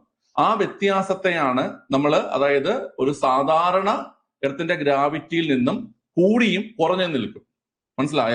കൂടിയും കുറഞ്ഞു നിൽക്കും. അതായത് ഉദാഹരണം പറയുകയാണെങ്കിൽ ഈ സാന്ദ്രത, എർത്തിന് സാന്ദ്രത കൂടുതലുള്ള ഡെൻസിറ്റി കൂടുതൽ നിൽക്കുന്ന സ്ഥലത്ത് അവിടെ ഗ്രാവിറ്റി കൂടുതലായിരിക്കും. മനസ്സിലായില്ലേ? അതിന് നമ്മൾ പോസിറ്റീവ് അനോമലി എന്ന് പറയും. ഓക്കെ അല്ലേ? ഇനി അടുത്ത് ഡെൻസിറ്റി കൂടുതലാണെങ്കിൽ അവിടെ ഗ്രാവിറ്റി കൂടുതലായിരിക്കും. അതിന് നമ്മൾ പോസിറ്റീവ് അനോമലി എന്ന് പറയും. അതുപോലെ തന്നെ ഡെൻസിറ്റി കുറവാണെങ്കിൽ അവിടെ ഗ്രാവിറ്റി കുറവായിരിക്കും. അതിന് നമ്മൾ നെഗറ്റീവ് അനോമലി എന്നും പറയും. മനസ്സിലായ? അപ്പൊ ഇത്രയേ ഉള്ളൂ. നമ്മള് ഭൂമിയുടെ ഗ്രാവിറ്റി നമ്മൾ കണക്കാക്കി വെച്ചിരിക്കുന്നതിൽ നിന്നും ഈ പല പ്രദേശങ്ങളിലും ഈ പറയുന്ന എർത്തിന്റെ ഗ്രാവിറ്റിയിൽ വ്യത്യാസം ഉണ്ടാകുന്നുണ്ട്. ആ വ്യത്യാസത്തെയാണ് നമ്മൾ ഗ്രാവിറ്റി അനോമലി എന്ന് പറയുന്നത്. ഈ ഗ്രാവിറ്റി അനോമലിക്ക് ഡെൻസിറ്റിയുമായിട്ട് ഒരു ബന്ധമുണ്ട്. അതായത് ഡെൻസിറ്റി കൂടിയിരിക്കുന്ന ഭാഗത്ത് ഗ്രാവിറ്റി കൂടുതലായിരിക്കും. അതിനെ നമ്മൾ പോസിറ്റീവ് അനോമലി എന്നും, ഡെൻസിറ്റി കുറവാണെങ്കിൽ ഗ്രാവിറ്റി കുറവായിരിക്കും, നമ്മൾ പ്രതീക്ഷിച്ചിരിക്കുന്ന ഗ്രാവിറ്റികൾ കുറവായിരിക്കും, അതിനെ നമ്മൾ നെഗറ്റീവ് അനോമലി എന്നും പറയും. ഓക്കെ, ഇനി നമ്മൾ ഈ ചോദ്യം ഇതൊക്കെ അറിയാമെങ്കിൽ പോലും ഈ ചോദ്യം അറ്റൻഡ് ചെയ്യാൻ പറ്റത്തില്ല. അനോമലി എന്താണെന്ന് അറിയാമെങ്കിൽ പോലും ഈ ചോദ്യം അറ്റൻഡ് ചെയ്യാൻ പറ്റത്തില്ല. നന്നായിട്ട് ജോഗ്രഫിയൊക്കെ അത് പഠിച്ചിട്ടുള്ളവർക്ക് മാത്രമേ അറ്റൻഡ് ചെയ്യാൻ പറ്റത്തുള്ളൂ. പക്ഷെ ഇപ്പൊ നിങ്ങൾ പഠിച്ചിരിക്കുക, വസ്തുക്കളുടെ പിണ്ഡത്തിലുണ്ടാകുന്ന വ്യത്യാസം ഗ്രാവിറ്റി അനോമലിക്ക് കാരണമാകുന്നു. മനസ്സിലായോ? വസ്തുക്കളുടെ പിണ്ഡത്തിലുണ്ടാകുന്ന വ്യത്യാസം ഗ്രാവിറ്റി അനോമലിക്ക് കാരണമാകുന്നു. അത് ശരിയായ പ്രസ്താവനയാണ്. ഓക്കെ, ശിലാവസ്തുക്കളുടെ ഘടനാ വ്യത്യാസം ഗ്രാവിറ്റി അനോമലിക്ക് കാരണമാകുന്നു എന്നുള്ളത് തെറ്റാണ്. ഭൗമകേന്ദ്രത്തിൽ നിന്നുള്ള അകലം ഗ്രാവിറ്റി അനോമലിക്ക് കാരണമാകുന്നു. അതിപ്പോ ഞാൻ പറഞ്ഞപ്പോൾ നിങ്ങൾക്ക് മനസ്സിലായി കാണും. കാരണം ഈ പലയിടത്തും കയറിയും പലയിടത്തും ഇറങ്ങിയുമാണ് നമ്മുടെ ഭൂമിയുടെ ആ ഒരു സർഫസ് ഇരിക്കുന്ന എന്നുള്ള കാര്യം നിങ്ങൾക്ക് പറഞ്ഞാൽ മനസ്സിലായി കാണും. അപ്പം ഭൗമകേന്ദ്രത്തിൽ നിന്നുള്ള അകലം വ്യത്യാസപ്പെടത്തില്ലേ കുട്ടികളെ? ഇല്ല. ഇപ്പൊ നമ്മളിപ്പം എവറസ്റ്റും ഭൗമകേന്ദ്രവും തമ്മിലുള്ള അകലം നോക്കുകയാണെങ്കിൽ അവിടെ കൂടുതലും, ഇനി നമ്മൾ മരിയാന ട്രഞ്ചും നമ്മുടെ ഭൗമകേന്ദ്രവും തമ്മിലുള്ള അകലം നോക്കുകയാണെങ്കിൽ അവിടെ കുറവുമായിരിക്കും. അപ്പൊ ഇങ്ങനെ കയറി നിൽക്കുന്നത് കൊണ്ട് ആ ഒരു ഭൗമകേന്ദ്രത്തിൽ നിന്നുള്ള അകലം എന്താണ് കുട്ടികളെ? ഈ ഗ്രാവിറ്റി അനോമലി അല്ലെങ്കിൽ ഈ ഗ്രാവിറ്റിയിൽ ഉണ്ടാകുന്ന വ്യത്യാസത്തിന് കാരണമാകുന്നുണ്ട്. അപ്പൊ ഈ രണ്ട് കാര്യങ്ങളും, എന്താണ് ഗ്രാവിറ്റി അനോമലി എന്നും എന്താണ് പോസിറ്റീവ് അനോമലി എന്നും എന്താണ് നെഗറ്റീവ് അനോമലി എന്നും പഠിച്ചിരിക്കുക. അപ്പൊ ഇത്രയും കാര്യങ്ങൾ ഞാൻ പെട്ടെന്ന് നോക്കിയപ്പോൾ എനിക്ക് കളക്ട് ചെയ്യാൻ പറ്റി. എനിക്കും ഈ ക്വസ്റ്റ്യൻ നന്നായിട്ട് അറിയത്തില്ലായിരുന്നു കേട്ടോ. ഞാൻ അത് റെഫർ ചെയ്തെടുത്തതാണ്. നമുക്കപ്പോ എക്സ്ട്രാ കാര്യങ്ങളും ജിയുടെ ഇക്വേഷൻ, മാസ്, റേഡിയസ് അത് എടുക്കാൻ പറ്റുമെന്ന് നോക്കണോടാ. അത് നോക്കിയിട്ട് പറയാം കേട്ടോ. റേഡിയസ് കൂടുമ്പോൾ ജിയുടെ വാല്യൂ കുറയും. ഇത് അതല്ല, ഇത് നമുക്ക് വെച്ചാൽ ഒരു ഇപ്പൊ നമ്മളിപ്പോ ഒരു ഉദാഹരണം പറഞ്ഞാൽ ഇപ്പൊ എവറസ്റ്റ് എന്നൊരു ഏരിയ മനസ്സിൽ സങ്കല്പിച്ചാൽ മതി. എവറസ്റ്റ് എന്ന് പറഞ്ഞാൽ ഹിമാലയ ഏരിയ മനസ്സിൽ സങ്കല്പിച്ചാൽ മതി കേട്ടോ. ഹിമാലയം എടുക്കുന്ന സമയത്ത് നമുക്ക് എന്ത് പറയാം? ഹിമാലയം എടുക്കുന്ന സമയത്ത് അവിടെ കുറെ ഭാഗം ഉയർന്നു നിൽക്കുന്ന പ്രദേശമാണ്, അല്ലേ? ഇനി നമ്മൾ പസഫിക് സമുദ്രം എടുക്കുകയാണെങ്കിൽ അവിടെ കുറെ ഭാഗം താഴ്ന്നു കിടക്കുന്ന പ്രദേശമാണ്. അപ്പൊ അങ്ങനെയുള്ള വ്യത്യാസം എന്ത് ചെയ്യുന്നുണ്ട് കുട്ടികളെ? ഈ പറയുന്ന നമ്മുടെ ഗ്രാവിറ്റി അനോമലിക്ക് കാരണമാകുന്നുണ്ട്. അതായത് ഗ്രാവിറ്റിയുള്ള വ്യത്യാസത്തിന് കാരണമാകുന്നുണ്ട്. ഓക്കെ, ഓപ്ഷൻ ബി ആണ് ഇവിടെ ആൻസർ ആയിട്ട് വരുന്നത്. ആരെങ്കിലും അറ്റൻഡ് ചെയ്തായിരുന്നോ ഇത്?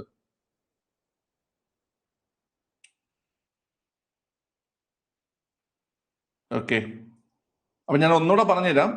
നമ്മള് കണക്കാക്കി വെച്ചിരിക്കുന്ന ഭൂമിയുടെ ഗ്രാവിറ്റിയും എന്നാൽ ഭൂമിയിലെ ഈ ഒരു സാന്ദ്രത വ്യത്യാസമൊക്കെ ഉണ്ടാകുന്നത് കൊണ്ട് തന്നെ പല ഭാഗങ്ങളിലും ഗ്രാവിറ്റിയിൽ വ്യത്യാസം ഉണ്ടാകുന്നു. അതിനാണ് നമ്മൾ ഗ്രാവിറ്റി അനോമലി അല്ലെങ്കിൽ ഗ്രാവിറ്റിയിലെ അപാകത എന്ന് പറയുന്നത്.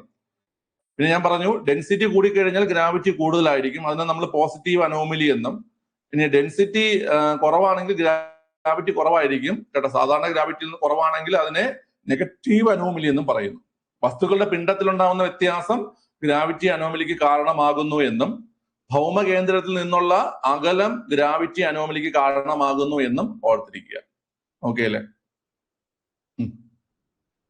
ഇനി നമ്മള് മറ്റേ ഈ പറയുന്ന നമ്മൾ ജിയുടെ വാല്യൂ വെച്ച് പറയുന്ന സമയത്ത് നമ്മൾ കണക്കാക്കുന്ന മാസ് എന്ന് പറയുന്നത് അത് ഭൂമിയുടെ മാസാണ്. ഭൂമിയുടെ മൊത്തത്തിലുള്ള മാസാണ് നമ്മൾ കണക്കാക്കുന്നത് കേട്ടോ. ഓക്കെ, ജിയുടെ വാല്യൂ നമ്മൾ പറയുന്ന സമയത്ത് കണക്കാക്കുന്ന മാസ് ഉണ്ടല്ലോ, അത് ഭൂമിയുടെ മൊത്തത്തിലുള്ള മാസാണ് കണക്കാക്കുന്നത്. അതുപോലെ മാസം റേഡിയസും ആണ്. അത് കണക്ട് ചെയ്ത് പഠിക്കാൻ വേണ്ടി നമുക്ക് നോക്കാം. എന്തായാലും നമുക്കിത് എക്സ്പ്ലെയിൻ ചെയ്യേണ്ട ഒരു ടോപ്പിക്കാണ്. ഓക്കെ അല്ലേ? പക്ഷെ നമുക്ക് എന്തായാലും നോക്കാം. ബുദ്ധിമുട്ടിച്ചൊരു ക്വസ്റ്റ്യൻ ആയിരിക്കും അത്. അടുത്ത ക്വസ്റ്റ്യൻ, ഇന്ത്യയുടെ ഉത്തര പർവ്വത മേഖലയിൽ കാണപ്പെടുന്ന ലവണജല തടാകം ഏതെന്നായിരുന്നു ചോദ്യം അല്ലെ? ഇന്ത്യയുടെ ഉത്തരപർവ്വത മേഖലയിൽ കാണപ്പെടുന്ന ലവണജല തടാകം ഏതെന്നാണ് ചോദ്യം. ഇതും കുറച്ച് ആൾക്കാർക്കെങ്കിലും ഒരു ഡൗട്ട് വന്ന് കാണും അല്ലെ? ഓക്കെ, വളരെ ഈ ഊളാർ തടാകം, ഇവിടെ ചോദ്യം നേരെ വായിച്ചില്ലെങ്കിൽ പണി കിട്ടും. ലവണജല തടാകമാണ് അല്ലെ? ഊളാർ തടാകം എന്താണ് കുട്ടില്ല? ഊളാർ തടാകം എന്താണ്? ഇതില് നമുക്ക് ഊളാറിനെയും ദാലിനെയും ആദ്യമേ വെട്ടാം. കാരണം ഊളാറായാലും ദാലായാലും എന്താണ് കുട്ടികളെ? പ്യുവർ വാട്ടർ ആണ് അല്ലെ? പ്യുവർ വാട്ടർ ആണ്. ഊളാറായാലും ദാലായാലും, നിങ്ങൾ പഠിച്ചോണേ, ഊളാറായാലും ദാലായാലും പ്യുവർ വാട്ടർ ആണ്. ഊളാർ തടാകമായാലും ദാൽ തടാകമായാലും, ഊളാർ തടാകമായാലും ദാൽ തടാകമായാലും എന്താണ് കുട്ടികളെ? ഈ പറയുന്ന പ്യുവർ വാട്ടർ ആണ്. നമ്മൾ ദാൽ തടാകമൊക്കെ പഠിക്കുന്നതാണ്. ദാൽ തടാകം സ്ഥിതി ചെയ്യുന്നത് എവിടെയാണ് കുട്ടികളെ? ദാൽ തടാകം സ്ഥിതി ചെയ്യുന്നത് എവിടെയാണ്? ദാൽ തടാകം സ്ഥിതി ചെയ്യുന്നത് എവിടെയാണ്? ദാൽ തടാകം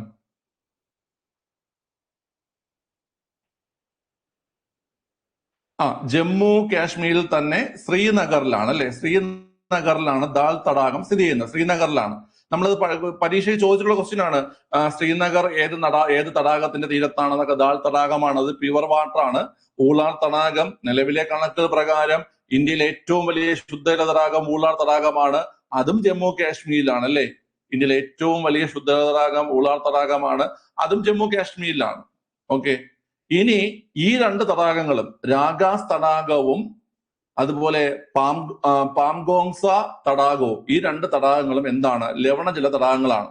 പക്ഷെ മനസ്സിലാക്കാനുള്ള കാര്യം, ഈ രാഗാസ് തടാകം സ്ഥിതി ചെയ്യുന്നത് ടിബറ്റിലാണ് സ്ഥിതി ചെയ്യുന്നത്. മനസ്സിലായ?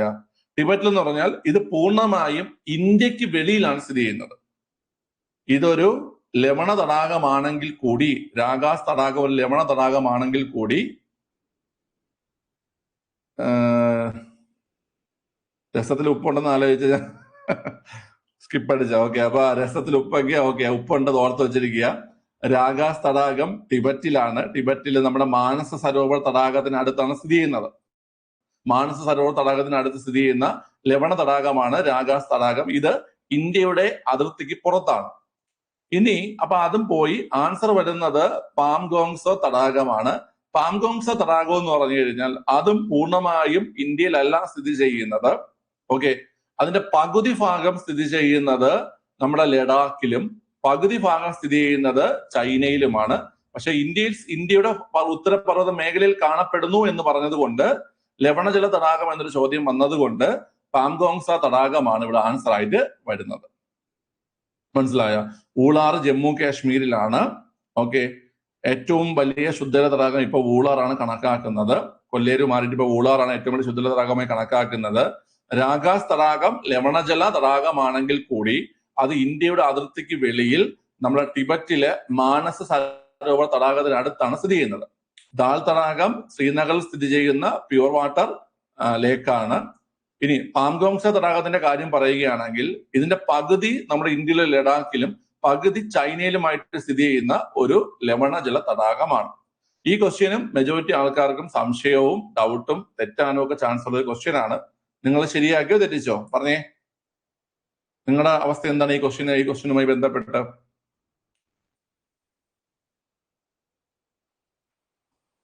വളരെ സ്കിപ്പ് അടിച്ചോ? തെറ്റി, സ്കിപ്പി. ഓക്കെ, നീളം കൂടിയ പേരായോണ്ട് നമ്മൾ ഇംഗ്ലീഷിൽ നമ്മൾ ആൻസർ എഴുതുമല്ല, പണ്ട് ഇംഗ്ലീഷ് അറിയാത്തപ്പോൾ നമ്മൾ ആൻസർ എഴുതുമല്ല. അതായത് filling the blanks with suitable words. അപ്പൊ നമുക്ക് ദേ ആർ പ്ലേയിങ് ക്രിക്കറ്റ് നമ്മൾ നോക്കും, ആ ഒരു ഗ്യാപ്പിന് എത്ര നീളമുണ്ട് എന്നിട്ട് പറഞ്ഞു നോക്കും. ദേ ഈസ് പ്ലേയിങ് എന്നൊക്കെ പറഞ്ഞിട്ട് അങ്ങനെയൊക്കെ നമ്മൾ കറക്കി കുത്തി ഇംഗ്ലീഷിൽ എടുക്കുമല്ല, അതുപോലെ കൊള്ളാം.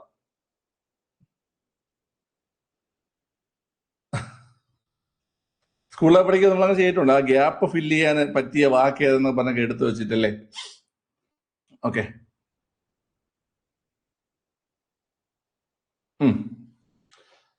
ചോദ്യം, സർവേ ഓഫ് ഇന്ത്യയുടെ ആസ്ഥാനം സ്ഥിതി ചെയ്യുന്ന പട്ടണം ഏതെന്നാണ്? പറയുമ്പോഴുള്ള സുഖം നോക്കി എഴുതും അല്ലേ, അതിന്റെ ഇംഗ്ലീഷിന്റെ വീട്ടിൽ നിന്ന് മാർക്ക് വെക്കുമ്പോൾ സുഖം കാണാത്തോണ്ട് നമ്മളത് മതിയാക്കി കാണും പലപ്പോഴും. സർവേ ഓഫ് ഇന്ത്യയുടെ ആസ്ഥാനം സ്ഥിതി ചെയ്യുന്ന പട്ടണം ഏതെന്നാണ് ചോദ്യം. വളരെ ഡെറാഡൂൺ ആണ്. സർവേ ഓഫ് ഇന്ത്യ നമുക്കറിയാം, ഇന്ത്യയില് നമ്മുടെ ഔദ്യോഗിക ഭൂപടങ്ങൾ, ഇന്ത്യയുടെ ഔദ്യോഗിക ഭൂപടങ്ങൾ അല്ലെങ്കിൽ ധരാതലീയ ഭൂപടങ്ങൾ അല്ലെ, ധരാതലീയ ഭൂപടങ്ങളൊക്കെ നിർമ്മിക്കുന്ന ഔദ്യോഗിക ഏജൻസിയാണ് എന്ന് പറയുന്നത് സർവേ ഓഫ് ഇന്ത്യ എന്ന് പറയുന്നത്. ഓക്കെ, ഈ ധരാതലീയ ഭൂപടങ്ങളുടെ ഇംഗ്ലീഷ് എന്താ കുട്ടികൾ? ധരാതലീയ ഭൂപടങ്ങളുടെ ഇംഗ്ലീഷ് എന്താണ്? ആർക്ക് പറയാം? ധരാതലീയ ഭൂപടങ്ങളുടെ ഇംഗ്ലീഷ് എന്താണ്? ധരാതലീയ ഭൂപടങ്ങളുടെ ഇംഗ്ലീഷ് എന്താണ് കുട്ടികളെ? എനിയോൺ? ധരാതലീയ ഭൂപടങ്ങളുടെ ഇംഗ്ലീഷ് അറിയാവുന്ന ആരെങ്കിലും ഉണ്ടോ? ടോപ്പോഗ്രാഫിക് മാപ്സ് അല്ലേ, ടോപ്പോഗ്രാഫിക് മാപ്സ് അതാണ് ധരാതലീയ ഭൂപടങ്ങൾ എന്ന് വെച്ചാൽ ടോപ്പോഗ്രാഫിക് മാപ്സ് അല്ലേ. Okay, survey of India form ചെയ്ത വർഷം ഏതാണ്? സർവേ ഓഫ് ഇന്ത്യ ഫോം ചെയ്ത വർഷം ഏതാണ്? സർവേ ഓഫ് ഇന്ത്യ ഫോം ചെയ്ത വർഷം ഏതാണ് കുട്ടികളെ? പറയാവോ? സർവേ ഓഫ് ഇന്ത്യ ഫോം ചെയ്ത വർഷം ഏതാണ്? 1767 കേട്ടോ. സർവേ ഓഫ് ഇന്ത്യ വർഷം പഠിക്കണം. 1767 സർവേ ഓഫ് ഇന്ത്യ ഫോം ചെയ്തിട്ടുള്ളത്. 1767. ഇനി നിങ്ങൾ പഠിക്കാനുള്ള മറ്റൊരു പ്രധാനപ്പെട്ട കാര്യം എന്ന് വെച്ച് കഴിഞ്ഞാല്, സർവേ ഓഫ് ഇന്ത്യയുടെ മേധാവി, ആ ഒരു പോസ്റ്റിനെ എന്താ പറയുന്നത്? സർവേ ഓഫ് ഇന്ത്യ മേധാവി എന്ന് പറഞ്ഞാൽ സർവേയർ ജനറൽ ഓഫ് ഇന്ത്യ ആണ് കേട്ടോ. അത് നിങ്ങൾക്ക് ചോദിച്ചിട്ടുണ്ട്. Surveyor general of India, surveyor general of India എന്നതാണ് ആ പോസ്റ്റിന്റെ പേര്. സർവേ ഓഫ് ഇന്ത്യയുടെ മേധാവിയുടെ പേര് സർവേയർ ജനറൽ ഓഫ് ഇന്ത്യ എന്നാണ്. സർവേയർ ജനറൽ ഓഫ് ഇന്ത്യ ആയിരിക്കും സർവേ ഓഫ് ഇന്ത്യയുടെ മേധാവിയായി പ്രവർത്തിക്കുന്നത്. നിലവിലെ സർവേയർ ജനറൽ ഓഫ് ഇന്ത്യ ആരാണ് കുട്ടികളെ? അറിയോ നിങ്ങൾക്ക്? നിലവിലെ സർവേയർ ജനറൽ ഓഫ് ഇന്ത്യ ആണെന്ന് അറിയോ? നമ്മുടെ പട്ടികജാതി കമ്മീഷൻ ചെയർമാന്റെ പേരും അദ്ദേഹത്തിന്റെ പേരുമായിട്ട് ചെറിയ ബന്ധമുണ്ട്. പട്ടികജാതി കമ്മീഷൻ ചെയർമാൻ ആരാണ്? ഓക്കെ, മക്വാന അല്ലെ, മക്വാനയാണ്. ഓക്കെ, ഇത് ഒരു മക്വാന തന്നെയാണ്. ഹിതേഷ് കുമാർ മക്വാന കേട്ടോ. ഹിതേഷ് കുമാർ മക്വാന. ഒന്ന് ഓർത്തിരിക്കുക, ഒരു റയർ ചോദ്യമായിട്ടൊക്കെ വരികയാണെങ്കിൽ നിങ്ങൾക്ക് എഴുതാൻ പറ്റും. ഹിതേഷ് കുമാർ മക്വാനയാണ് നിലവിലെ സർവേയർ ജനറൽ ഓഫ് ഇന്ത്യ എന്ന് പറയുന്നത്. ഓക്കെ, അപ്പൊ ഭൂപടങ്ങൾ നിർമ്മിക്കുന്ന ഔദ്യോഗിക ഏജൻസിയാണ് നമ്മുടെ എന്ന് പറയുന്ന survey of India. 1767 survey of India form ചെയ്തത്. ഇന്ത്യയിൽ ധരാതലീയ ഭൂപടങ്ങൾ നിർമ്മിക്കുന്ന സർവേ ഓഫ് ഇന്ത്യയാണ്. ഇന്ത്യയിൽ നിർമ്മിക്കുന്ന ധരാതലീയ ഭൂപടങ്ങൾ അറിയപ്പെടുന്ന മറ്റൊരു പേര് സർവേ ഓഫ് ഇന്ത്യ ഭൂപടങ്ങൾ എന്നാണ്. പരീക്ഷയിൽ ചോദിച്ചിട്ടുണ്ട്. ഓക്കെ അല്ലേ? ധരാതലീയ ഭൂപടങ്ങളുടെ ഇംഗ്ലീഷ് ആണ് topographic maps. Surveyor general of India ആയിരിക്കും സർവേ ഓഫ് ഇന്ത്യയുടെ മേധാവിയായി പ്രവർത്തിക്കുന്നത്. ഹിതേഷ് കുമാർ മക്വാനയാണ് ഈ പറയുന്ന സർവേ ഓഫ് ഇന്ത്യയുടെ നിലവിലെ മേധാവിയായി പ്രവർത്തിക്കുന്നത്. ആളുടെ പേര് ഓർത്തിരിക്കുക, ഹിതേഷ് കുമാർ മക്വാന. ഓക്കെ, അടുത്ത ക്വസ്റ്റ്യൻ ഒന്ന് അറ്റൻഡ് ചെയ്തേ. ആൻഡമാൻ നിക്കോബാർ ദ്വീപുകളെ വേർതിരിക്കുന്ന ചാനൽ അല്ലേ? കടൽ ചാനൽ ഏതെന്നാണ് ചോദ്യം. ഓക്കെ, ആൻഡമാൻ നിക്കോബാർ ദ്വീപുകളെ വേർതിരിക്കുന്നത് ഓപ്ഷൻ ബി 10 ഡിഗ്രി ചാനലാണല്ലേ. 10 ഡിഗ്രി ചാനലാണല്ലേ. 10 ഡിഗ്രി ചാനലാണ് ആൻഡമാൻ നിക്കോബാർ ദ്വീപുകളെ വേർതിരിക്കുന്നത്. ഓക്കെ അല്ലേ? അടുത്ത ഈ ക്വസ്റ്റ്യൻ ഒന്ന് നോക്കിയേ. ശിലാരൂപീകരണവുമായി ബന്ധപ്പെട്ട ശരിയായ പ്രസ്താവന കണ്ടെത്തുക എന്നാണ് ചോദ്യം. ശിലാരൂപീകരണവുമായി ബന്ധപ്പെട്ട ശരിയായ പ്രസ്താവന. നെറ്റ് ലെഫ്റ്റ് ആയിക്കോ. പിള്ളേരെ, ഈ കായാന്തരീകരണം ആണ് നമ്മൾ ഇംഗ്ലീഷിൽ എന്താ പറയുന്നത്? കായാന്തരീകരണം നമ്മൾ ഇംഗ്ലീഷിൽ എന്താ പറയുന്നത് കുട്ടികളെ? പറയാവോ? കായാന്തരീകരണം എന്ന് പറഞ്ഞാൽ ഇംഗ്ലീഷ് എന്താ പറയുന്നത്? ഇംഗ്ലീഷിൽ നമ്മൾ മെറ്റമോർഫിസം എന്ന് പറയും അല്ലേ? മെറ്റമോർഫിസം എന്ന് പറയും. ഓക്കെ അല്ലെ? കായാന്തരീകരണത്തെയാണ് നമ്മൾ മെറ്റമോർഫിസം എന്ന് പറയുന്നത്. ഓക്കെ, ഇവിടെ നമ്മൾ പറയുന്നുണ്ട് പ്രാദേശിക കായാന്തരീകരണത്തെ കുറിച്ച് പറയുന്നുണ്ട്. പ്രാദേശിക കായാന്തരീകരണത്തെ നമ്മൾ ഇംഗ്ലീഷിൽ എന്ത് പറയാൻ പറ്റും നമുക്ക്? പ്രാദേശിക കായാന്തരീകരണത്തെ നമ്മൾ ഇംഗ്ലീഷിൽ എന്ത് പറയാം? റീജിയണൽ മെറ്റമോർഫിസം എന്ന് പറയാം. പ്രാദേശിക കായാന്തരീകരണത്തെ നമ്മൾ റീജിയണൽ മെറ്റമോർഫിസം എന്ന് പറയാം. ഓക്കെ അല്ലേ? Regional metamorphism. ഇവിടെ പറയുന്നത് പ്രാദേശിക കായാന്തരീകരണത്തിൽ മാഗ്മയുടെ ചൂട് കാരണം ശിലകൾക്ക് പുനഃപരലീകരണം എന്ന് വെച്ചാൽ പുനഃക്രമീകരണം, ശിലകളിൽ പുനഃക്രമീകരണം സംഭവിക്കുന്നു എന്നാണ് ഉദ്ദേശിച്ചിരിക്കുന്നത്. ശരിയോ തെറ്റോ കുട്ടികളെ? ഇത് തെറ്റാണ്. അതായത് ഈ പറയുന്ന മാഗ്മയുടെ ചൂട് കാരണം ശിലകൾക്ക് പുനഃപരലീകരണം സംഭവിക്കുന്നത്, മാഗ്മയുടെ ചൂട് കാരണം ശിലകൾക്ക് പുനഃപരലീകരണം സംഭവിക്കുന്നത് സമ്പർക്ക കായാന്തരീകരണത്തിലാണ്, അതായത് കോണ്ടാക്ട് മെറ്റമോർഫോസിസിലാണ്. മനസ്സിലായില്ലേ? ഓക്കെ, അപ്പൊ ഇത് തെറ്റാണ്. ഇനി ടെക്ടോണിക് ചലനത്താൽ ശിലകൾക്ക് പുനഃപരലീകരണം സംഭവിക്കുന്നത്, അത് ഈ പറയുന്ന പ്രാദേശിക കായാന്തരീകരണത്തിലാണ്. മനസ്സിലായ? ഓക്കെ, ഇത് പഠിച്ചു വെക്കുക എന്ന് മാത്രമേ ഉള്ളൂ ഒരു മാർഗം എന്ന് പറയുന്നത്. മനസ്സിലായില്ലേ? ടഫ് ക്വസ്റ്റ്യൻ ആണ്. നിങ്ങൾക്ക് ഈ ഒരു സാധനം നല്ല രീതിയിൽ കയറി ചോദിച്ച ചോദ്യം, ഒരു ഡിഗ്രി ലെവൽ ക്വസ്റ്റ്യൻ പോലെയൊക്കെ കയറി ചോദിച്ചതാണ്. മനസ്സിലായ? ഇത് ഞാൻ പറഞ്ഞുതരാം. ഇപ്പം മാഗ്മയുടെ ചൂട് കാരണം ചുറ്റുമുള്ള ശിലകൾക്ക് എന്ത് സംഭവിക്കും?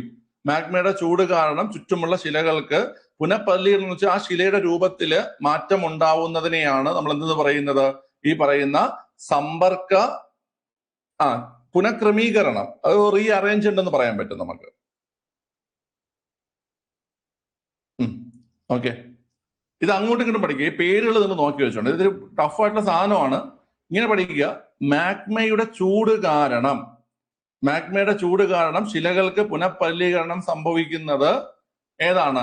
സമ്പർക്ക കായാന്തരീകരണം അല്ലെങ്കിൽ കോണ്ടാക്ട് മെറ്റമോർഫോസിസിലാണ്. ഓക്കെ, ഇനി അടുത്ത് ടെക്ടോണിക് ചലനം കൊണ്ട് ഉദ്ദേശിക്കുന്നത്, ടെക്ടോണിക് ചലനം എന്ന് വെച്ച് കഴിഞ്ഞാൽ എന്താണ് കുട്ടികളെ? ടെക്ടോണിക് ചലനം എന്ന് വെച്ച് കഴിഞ്ഞാല് ഇപ്പം ഈ പറയുന്ന മർദ്ദവും താപവും കാരണം ഈ പറയുന്ന ടെക്ടോണിക് ഈ ഫലകങ്ങളുടെ ചലനം സംഭവിക്കുകയും അതിലൂടെ പുനഃപരലീകരണം സംഭവിക്കുന്നതിനെയാണ് നമ്മൾ പ്രാദേശിക കായാന്തരീകരണം അല്ലെങ്കിൽ റീജിയണൽ മെറ്റമോർഫിസം എന്ന് പറയുന്നത്. ഈ രണ്ടെണ്ണവും അങ്ങോട്ടും ഇങ്ങോട്ടാണ് വരേണ്ടത്. ഈ പേര് പ്രാദേശിക കായാന്തരീകരണത്തിൽ ടെക്ടോണിക് ചലനത്താൽ ശിലകൾക്ക് പുനഃപരലീകരണം സംഭവിക്കുന്നു. സമ്പർക്ക കായാന്തരീകരണത്തിൽ മാഗ്മയുടെ ചൂട് കാരണം ശിലകൾക്ക് പുനഃപരലീകരണം സംഭവിക്കുന്നു. അടുത്ത് ബലതന്ത്ര കായാന്തരീകരണം. ബലതന്ത്ര എന്ന് വെച്ചാൽ എന്താണ്? ബലതന്ത്രം ഇംഗ്ലീഷ് എന്താണ്? ആർക്ക് പറയാം? ഡി തുടങ്ങുന്ന വാക്കാണ്. എന്താണ് ബലതന്ത്രം? ഇംഗ്ലീഷ് ഡി തുടങ്ങുന്ന വാക്കാണ്. എന്താണ്? കിട്ടുന്നില്ല. ഡൈനാമിക് മെറ്റമോർഫിസത്തില് ശിലകൾ പൊടിഞ്ഞ് പുനഃപരലീകരണം സംഭവിക്കുന്നു. അത് ശരിയാണ്.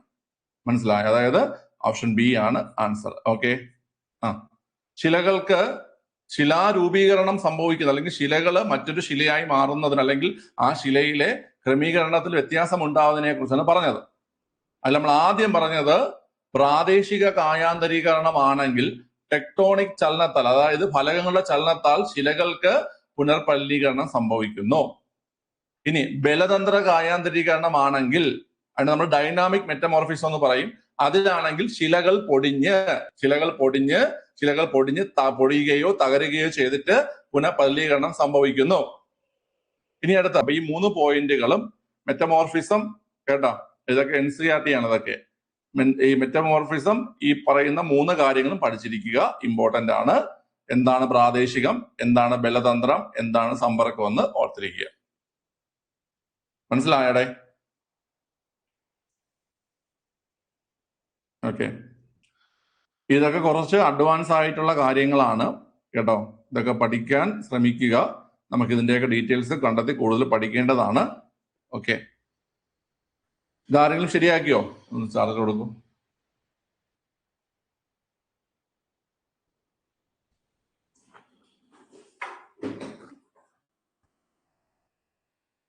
കിട്ടി, പക്ഷേ ബേസിക് ക്വസ്റ്റ്യൻസ് തെറ്റി, മിടുക്കി. താങ്കൾ തങ്ങളുടെ കഴിവ് തെളിയിച്ചിരിക്കുന്നു. എല്ലാവർക്കും പറ്റുന്നൊരു കാര്യമാണ്. അതായത് പാടുള്ള ക്വസ്റ്റ്യൻസ് ഒക്കെ ചവിട്ടി കുത്തിപ്പിടിച്ച് കണ്ടുപിടിക്കും, എന്നിട്ട് എളുപ്പമുള്ള ചോദ്യം തെറ്റിച്ചിട്ട് വരും. ഓക്കെ, അടുത്ത 2025 വർഷത്തിൽ പ്രസിദ്ധപ്പെടുത്തിയ ആഗോള പട്ടിണ സൂചിക അനുസരിച്ച് ഏറ്റവും ദരിദ്രമായ രാജ്യം ഏതാണ് ചോദ്യം. ഏതാ ഏറ്റവും ദരിദ്രമായ രാജ്യം ഏതാണ്? ഏറ്റവും ദരിദ്രമായ രാജ്യം സൊമാലിയാണ് അല്ലേ? സൊമാലിയാണ് ഏറ്റവും ദരിദ്രമായ രാജ്യമായിട്ടിരിക്കുന്ന. ഏതാ കുട്ടികളെ? സൊമാലിയാണ് ഏറ്റവും ദരിദ്രമായ രാജ്യം. ഓക്കെ, സൊമാലിയ കഴിഞ്ഞാൽ പിന്നെ ഏതാണ്? കുട്ടികളെ? സൊമാലിയ കഴിഞ്ഞാൽ പിന്നെ ഏതാണ് പറയാവോ? സൊമാലിയ കഴിഞ്ഞാൽ പിന്നെ സൗത്ത് സുഡാനാണ്. സൊമാലിയ കഴിഞ്ഞാൽ പിന്നെ അടുത്ത് വരുന്നത് സൗത്ത് സുഡാനാണ്. സെക്കൻഡ് ലാസ്റ്റ് വരുന്നത് സൗത്ത് സുഡാനാണ്. ഓക്കെ, പിന്നെ അത് കഴിഞ്ഞാൽ വരുന്നത് കോങ്കോയാണ്. അത് കഴിഞ്ഞാൽ കോങ്കോ, അതായത് സൊമാലിയ, സൗത്ത് സുഡാൻ, അതുപോലെ തന്നെ കോങ്കോ കഴിഞ്ഞാൽ പിന്നെ മഡഗാസ്കർ, അത് കഴിഞ്ഞാല് പിന്നെ ഏതാ വരുന്ന കുട്ടികളെ? ഹെയ്ത്തി വരും കേട്ടോ, ഹെയ്ത്തി.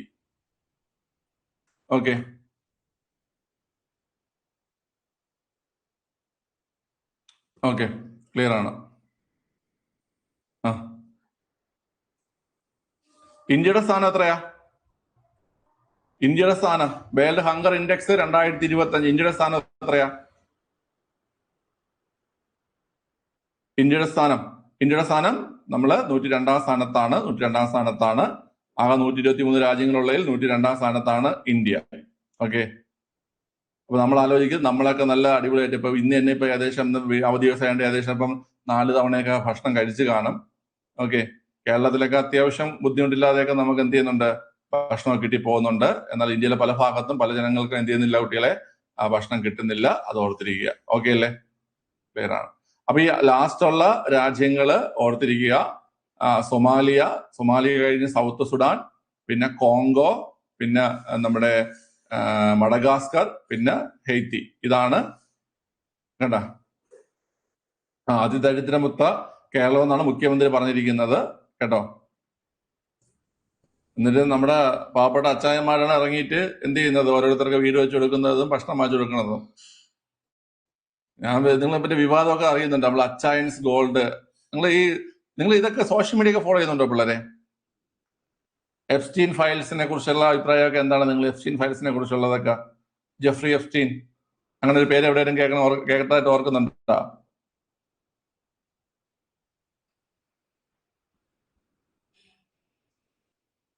ഓക്കെ, കൂടുതലൊക്കെ ആലോചിക്കാൻ പോയി കഴിഞ്ഞാൽ ഈ പണ്ടൊക്കെ നമ്മൾ വിചാരിക്കും ഇവിടെ കേരളം കൊള്ളൂല, കേരളത്തിൽ നാട് വിട്ട് വേറെ ഏതെങ്കിലും സംസ്ഥാനത്ത് പോകാമെന്ന്.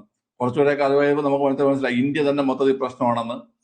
ഓക്കെ, ഇപ്പൊ ഓരോന്ന് മനസ്സിലാക്കി വരുമ്പോൾ ഈ ഭൂമി ജനിച്ചത് തന്നെ പ്രശ്നമാണ്, ഇവിടെ മൊത്തം അലിമ്പാണെന്നാണ് മനസ്സിലാക്കിയിരിക്കുന്നത്. ഓക്കെ, മോദിയുടെ പേരൊന്നും അങ്ങനെ ഇല്ല. അതായത് മോദിയുടെ പേര് അയാൾ അവിടെ പോയിട്ടുണ്ടെന്നല്ല, അയാളുടെ പേര് ഒരു ഫയലിൽ പരാമർശമുണ്ട്, അത്രേ ഉള്ളൂ. അനിൽ അംബാനിയുമായി റിലേറ്റ് ചെയ്തിട്ടുള്ള ഒരു ഫയൽ, അനിൽ അംബാനിയുടെ പേര് വരുന്നുണ്ട്. അതുമായി റിലേറ്റ് ചെയ്തിട്ട് അനിൽ അംബാനി സംസാരിച്ചപ്പോൾ, അതായത് ഈ പറയുന്ന ജെഫ്രി എപ്സ്റ്റീനുമായി സംസാരിച്ചപ്പോൾ അതിൽ മോദിയുടെ പേര് പറഞ്ഞിട്ടുണ്ട്, അത്രയേ ഉള്ളൂ. ഓക്കെ, ക്ലിയർ ആണ്? നോക്കിക്കോ. ഹരിത വിപ്ലവവുമായി ബന്ധപ്പെട്ട് താഴെ പറയുന്നത് ശരിയായത് ഏതാണ്? ഈസി ക്വസ്റ്റ്യൻ ആണ്. സ്ഥിരം ചോദിക്കുന്ന അതേ സാധനം വീണ്ടും ചോദിച്ചിരിക്കുന്നതാണ്. അത്യുൽപാദന ശേഷിയുള്ള വിത്തിനങ്ങൾ ഹരിത വിപ്ലവമായിട്ടുള്ളതാണ്. High yielding varieties of seed. രാസവളങ്ങളും കീടനാശിനികളും ശരിയാണ്. ദരിദ്ര കർഷകർ, ധനിക കർഷകർ എന്നിങ്ങനെയുള്ള അന്തരം ഇല്ലാതായി എന്നുള്ളത് തെറ്റാണ്. ദരിദ്ര കർഷകരും ധനിക കർഷകരും തമ്മിലുള്ള അന്തരം കൂടുകയാണ് ചെയ്തത്. അപ്പം ശരിയായത് 1ഉം 2ഉമാണ്. ഓപ്ഷൻ ബി ആണ്. ഇതൊക്കെ എല്ലാവർക്കും എഴുതാൻ പറ്റുന്നതാണ്.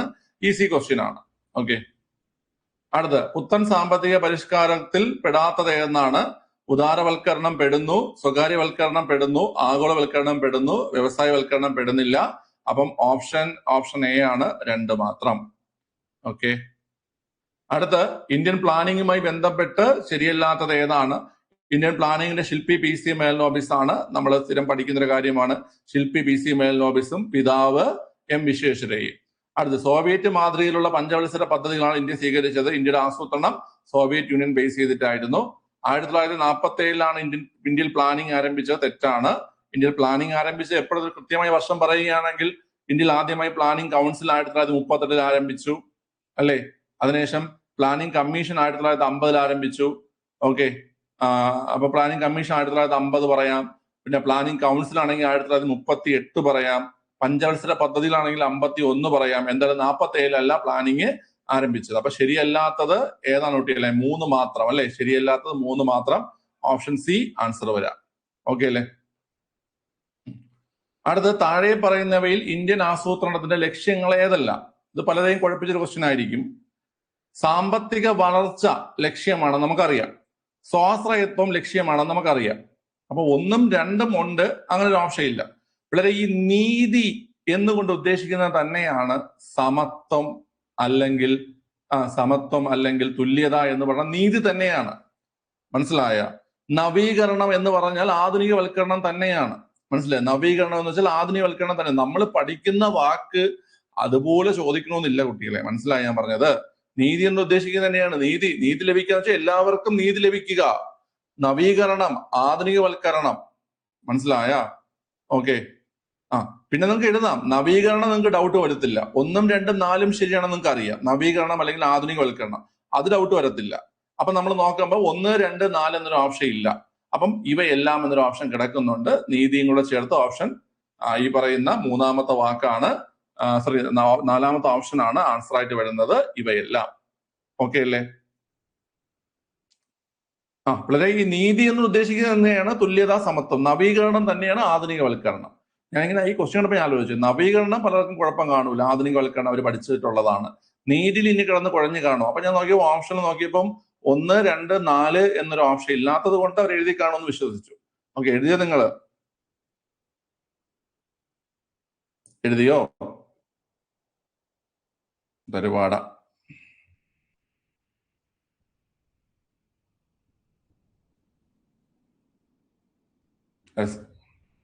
കേന്ദ്ര ബാങ്കിന്റെ ധർമ്മങ്ങളിൽ പെടാത്തത് ഏതെന്നാണ്? നമുക്കൊരു 25 വർഷം ഇന്ന് ചെയ്തിട്ട് നമുക്ക് വൈൻഡപ്പ് ചെയ്യാം. നാളെ നമുക്ക് ബാക്കി രാവിലെ നമുക്ക് ഇരിക്കാം കേട്ടാ. രാവിലെ ഇരിക്കാം. സയൻസ് ഒക്കെ നമുക്ക് രാവിലെ നോക്കാം, അല്ല ഇന്ന് തീരത്തില്ല. ഓക്കെ, കേന്ദ്ര ബാങ്കിന്റെ ധർമ്മങ്ങളിൽ പെടാത്തത്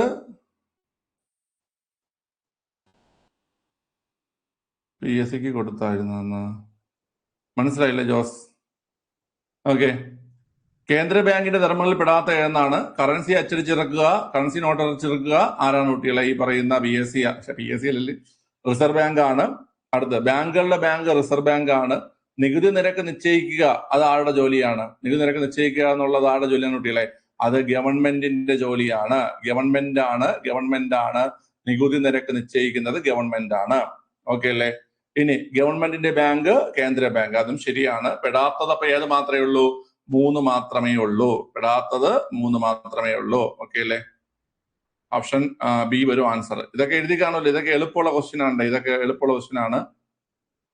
ഓക്കെ, ക്ലിയർ ആണ്. അടുത്ത് നീതി ആയോഗുമായി ബന്ധപ്പെട്ട് ശരിയായത് ഏത്?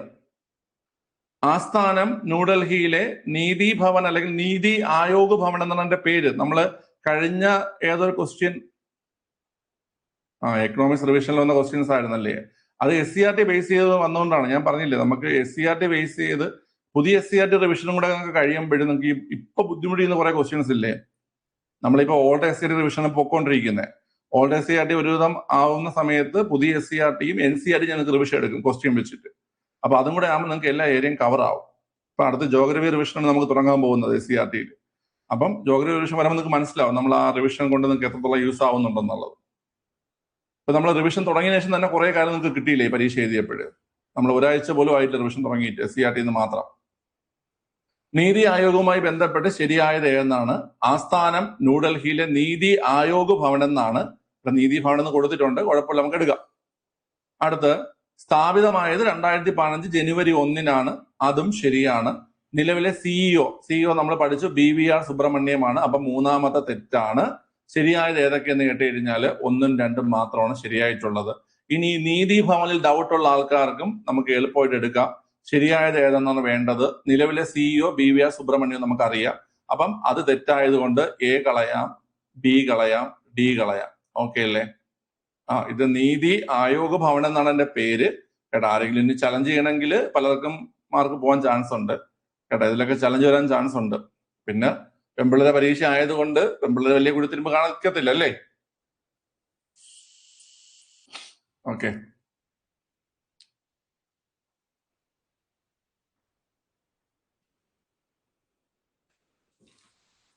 ക്ലിയർ ആണ്? നോക്കിക്കോ. സിവിൽ എക്സൈസ് ഓഫീസർ,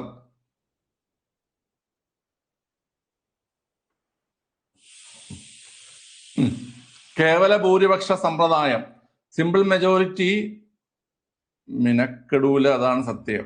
പക്ഷെ ഇതിനു വേണ്ടി കുത്തിയിരുന്ന് ഏത് ക്വസ്റ്റ്യൻ ഡിലീഷൻ പോയി കഴിഞ്ഞാൽ എനിക്ക് അഡ്വാൻറ്റേജ് ഉണ്ടാകും എന്ന് ചിന്തിച്ച് ആ ക്വസ്റ്റ്യനിൽ ലൂപ്പ് ഹോൾസ് കണ്ടെത്തി ചലഞ്ച് ചെയ്യുന്ന കുട്ടികളുണ്ട്. മനസ്സിലായ കേട്ടോ? അതായത് ഏതിലാണോ നമുക്കിപ്പം ഡിലീഷൻ പോയാൽ നമുക്ക് ഉപകാരപ്പെടുന്നതെന്ന് നമുക്ക് ചില ക്വസ്റ്റ്യൻ പേപ്പർ ആണെന്ന് നമുക്ക് അറിയാൻ പറ്റും, നമ്മൾ എഴുതി വെച്ചിട്ട്. ഓക്കെ, ക്ലിയർ ആണ്? എനിക്ക് ഈ യൂട്യൂബും പരിപാടി അതൊക്കെ തുടങ്ങിയ ശേഷമുള്ള എനിക്കുള്ള ഗുണം എന്ന് വെച്ചാൽ എനിക്കിപ്പോൾ കേരളത്തിൽ 14 ജില്ലയിലുള്ള പിള്ളേരുമായിട്ടൊക്കെ ഒരു കോണ്ടാക്ട് ഉണ്ട്. ഇപ്പം നമ്മുടെ ക്ലാസ്സിൽ ജോയിൻ ചെയ്തിട്ടില്ലെങ്കിൽ പോലും ക്ലാസ്സിൽ ജോയിൻ ചെയ്തതായെങ്കിൽ തന്നെ കേട്ടാ ഒരുപാട് കുട്ടികൾ ഡെയിലി എൻ്റെ അടുത്ത് സംസാരിക്കുന്ന കുട്ടികളുണ്ട്. മനസ്സിലായില്ലേ? എന്തെങ്കിലുമൊക്കെ കാര്യത്തിന് വേണ്ടിയിട്ട് അവരെന്നെ വിളിക്കും, സംസാരിക്കും.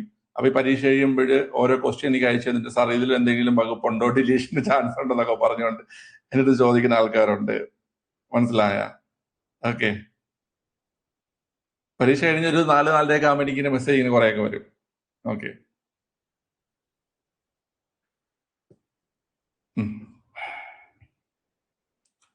ക്ലിയർ ആണ്?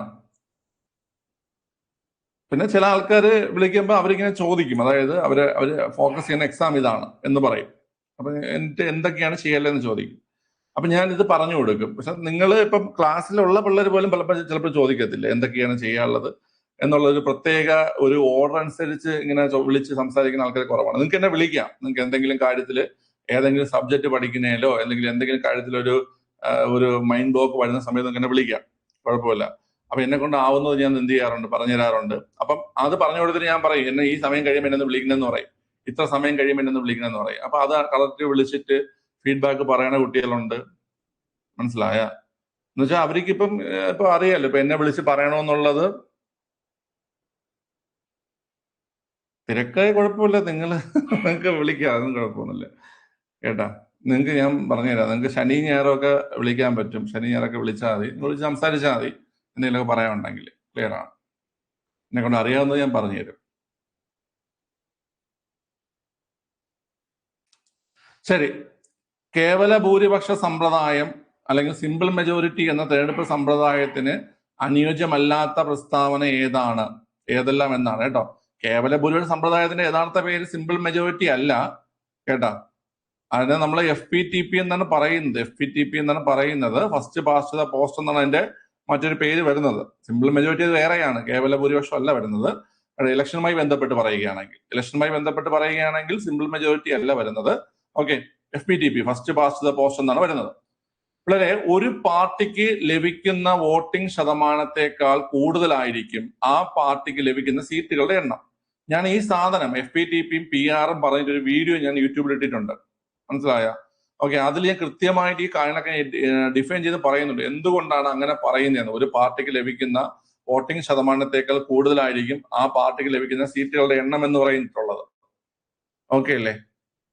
അത് കാണുമ്പോൾ നിങ്ങൾക്ക് മനസ്സിലാവും കേട്ടോ, എന്തുകൊണ്ടാണ് വോട്ടിംഗ് ശതമാനത്തെക്കാൾ കൂടുതലായിരിക്കും ആ പാർട്ടിക്ക് ലഭിക്കുന്ന സീറ്റുകളുടെ എണ്ണം. അത് പറയണമെന്നുള്ളത് നിങ്ങൾക്ക് ആർക്കും പറയണം? ഇപ്പൊ പറഞ്ഞുതരാം. പറഞ്ഞു കുട്ടികളെ, ആണോ?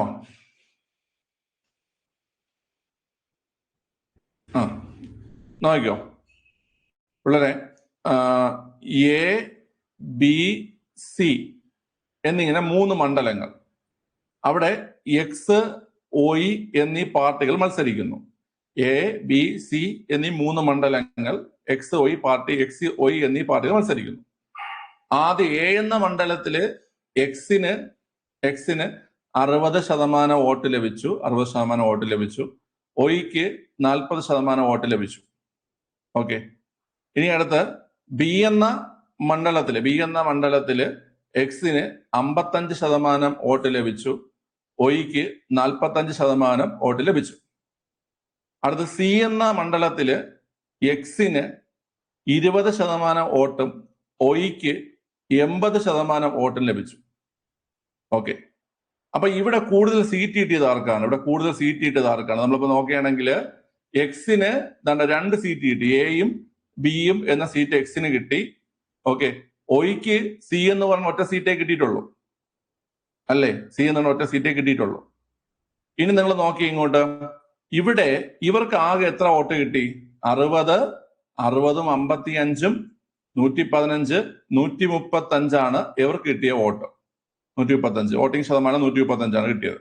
ഇനി ഇവർക്കാണെങ്കിലോ 40, 45, 85, 85ഉം 80ഉം 165 കിട്ടി. ഓക്കെ അല്ലേ? പക്ഷെ ഇവിടെ 2 സീറ്റ് കിട്ടിയത് എക്സിനാണ്, പക്ഷെ വോട്ടിംഗ് ശതമാനം കൂടുതൽ ആർക്കാണ്? ഒയ്ക്കാണ്. അതാണ് ഒരു പാർട്ടിക്ക് ലഭിക്കുന്ന വോട്ടിംഗ് ശതമാനത്തെക്കാൾ കൂടുതലായിരിക്കും ആ പാർട്ടിക്ക് ലഭിക്കുന്ന സീറ്റുകളുടെ എണ്ണം എന്ന് പറയുന്നത്. അപ്പം അങ്ങനെ സംഭവിക്കാം. കൂടുതലായിരിക്കും എന്നല്ല, കൂടുതലാവാം. ഇവിടെ നമ്മൾ നോക്കുകയാണെങ്കിൽ വോട്ടിംഗ് ശതമാനം എക്സിന് കുറവാണ്, പക്ഷെ സീറ്റ് കൂടുതലാണ്. അപ്പൊ അതാണ് കേവല ഭൂരിപക്ഷത്തിന്റെ പ്രത്യേകത. അപ്പൊ അത് അനുയോജ്യമായ പ്രസ്താവനയാണ്. അടുത്ത് വോട്ടർ വോട്ട് ചെയ്യുന്നത് പാർട്ടി ലിസ്റ്റുകൾക്കായിരിക്കും. അത് തെറ്റല്ലേ? കേവല ഭൂരിപക്ഷത്തിൽ നമ്മൾ വോട്ട് ചെയ്യാൻ പോകുന്നത് ഒരു സ്ഥാനാർത്ഥിക്കായിരിക്കും നമ്മൾ വോട്ട് ചെയ്യാൻ പോകുന്നത് അല്ലേ? സ്ഥാനാർത്ഥിക്കായിരിക്കും വോട്ട് ചെയ്യാൻ പോകുന്നത്. അപ്പോൾ അത് തെറ്റാണ്, അനുയോജ്യമല്ലാത്തതാണ്. വോട്ടിംഗ് ശതമാനത്തിനനുസരിച്ച് നിയമസഭയിൽ പ്രാതിനിധ്യം ലഭിക്കുന്നു, അതും തെറ്റാണ്. എങ്ങനെ കുട്ടികളെ? ലഭിച്ച സീറ്റിന്റെ എണ്ണത്തിനനുസരിച്ചാണ് അല്ലെ? ലഭിച്ച സീറ്റിന്റെ എണ്ണത്തിനനുസരിച്ചാണ് നിയമസഭയിൽ പ്രാതിനിധ്യം ലഭിക്കുന്നത്. ഓക്കെ, സീറ്റിന്റെ എണ്ണത്തിനനുസരിച്ചാണ് പ്രാതിനിധ്യം ലഭിക്കുന്നത്. അപ്പൊ അനുയോജ്യമല്ലാത്തത് ഓപ്ഷൻ സി വരും, 2, 3 മാത്രം. ഓക്കെ, ഓപ്ഷൻ സി ആണ് ഇവിടെ ആൻസർ ആയിട്ട് വരുന്നത്. ലെഫ്റ്റ് ആയിക്കോ. ഇതിപ്പോ ഞാൻ ഇപ്പൊ കഴിയും, 5 മിനിറ്റൂടെ ഉള്ളൂ. ഓക്കെ അല്ലേ?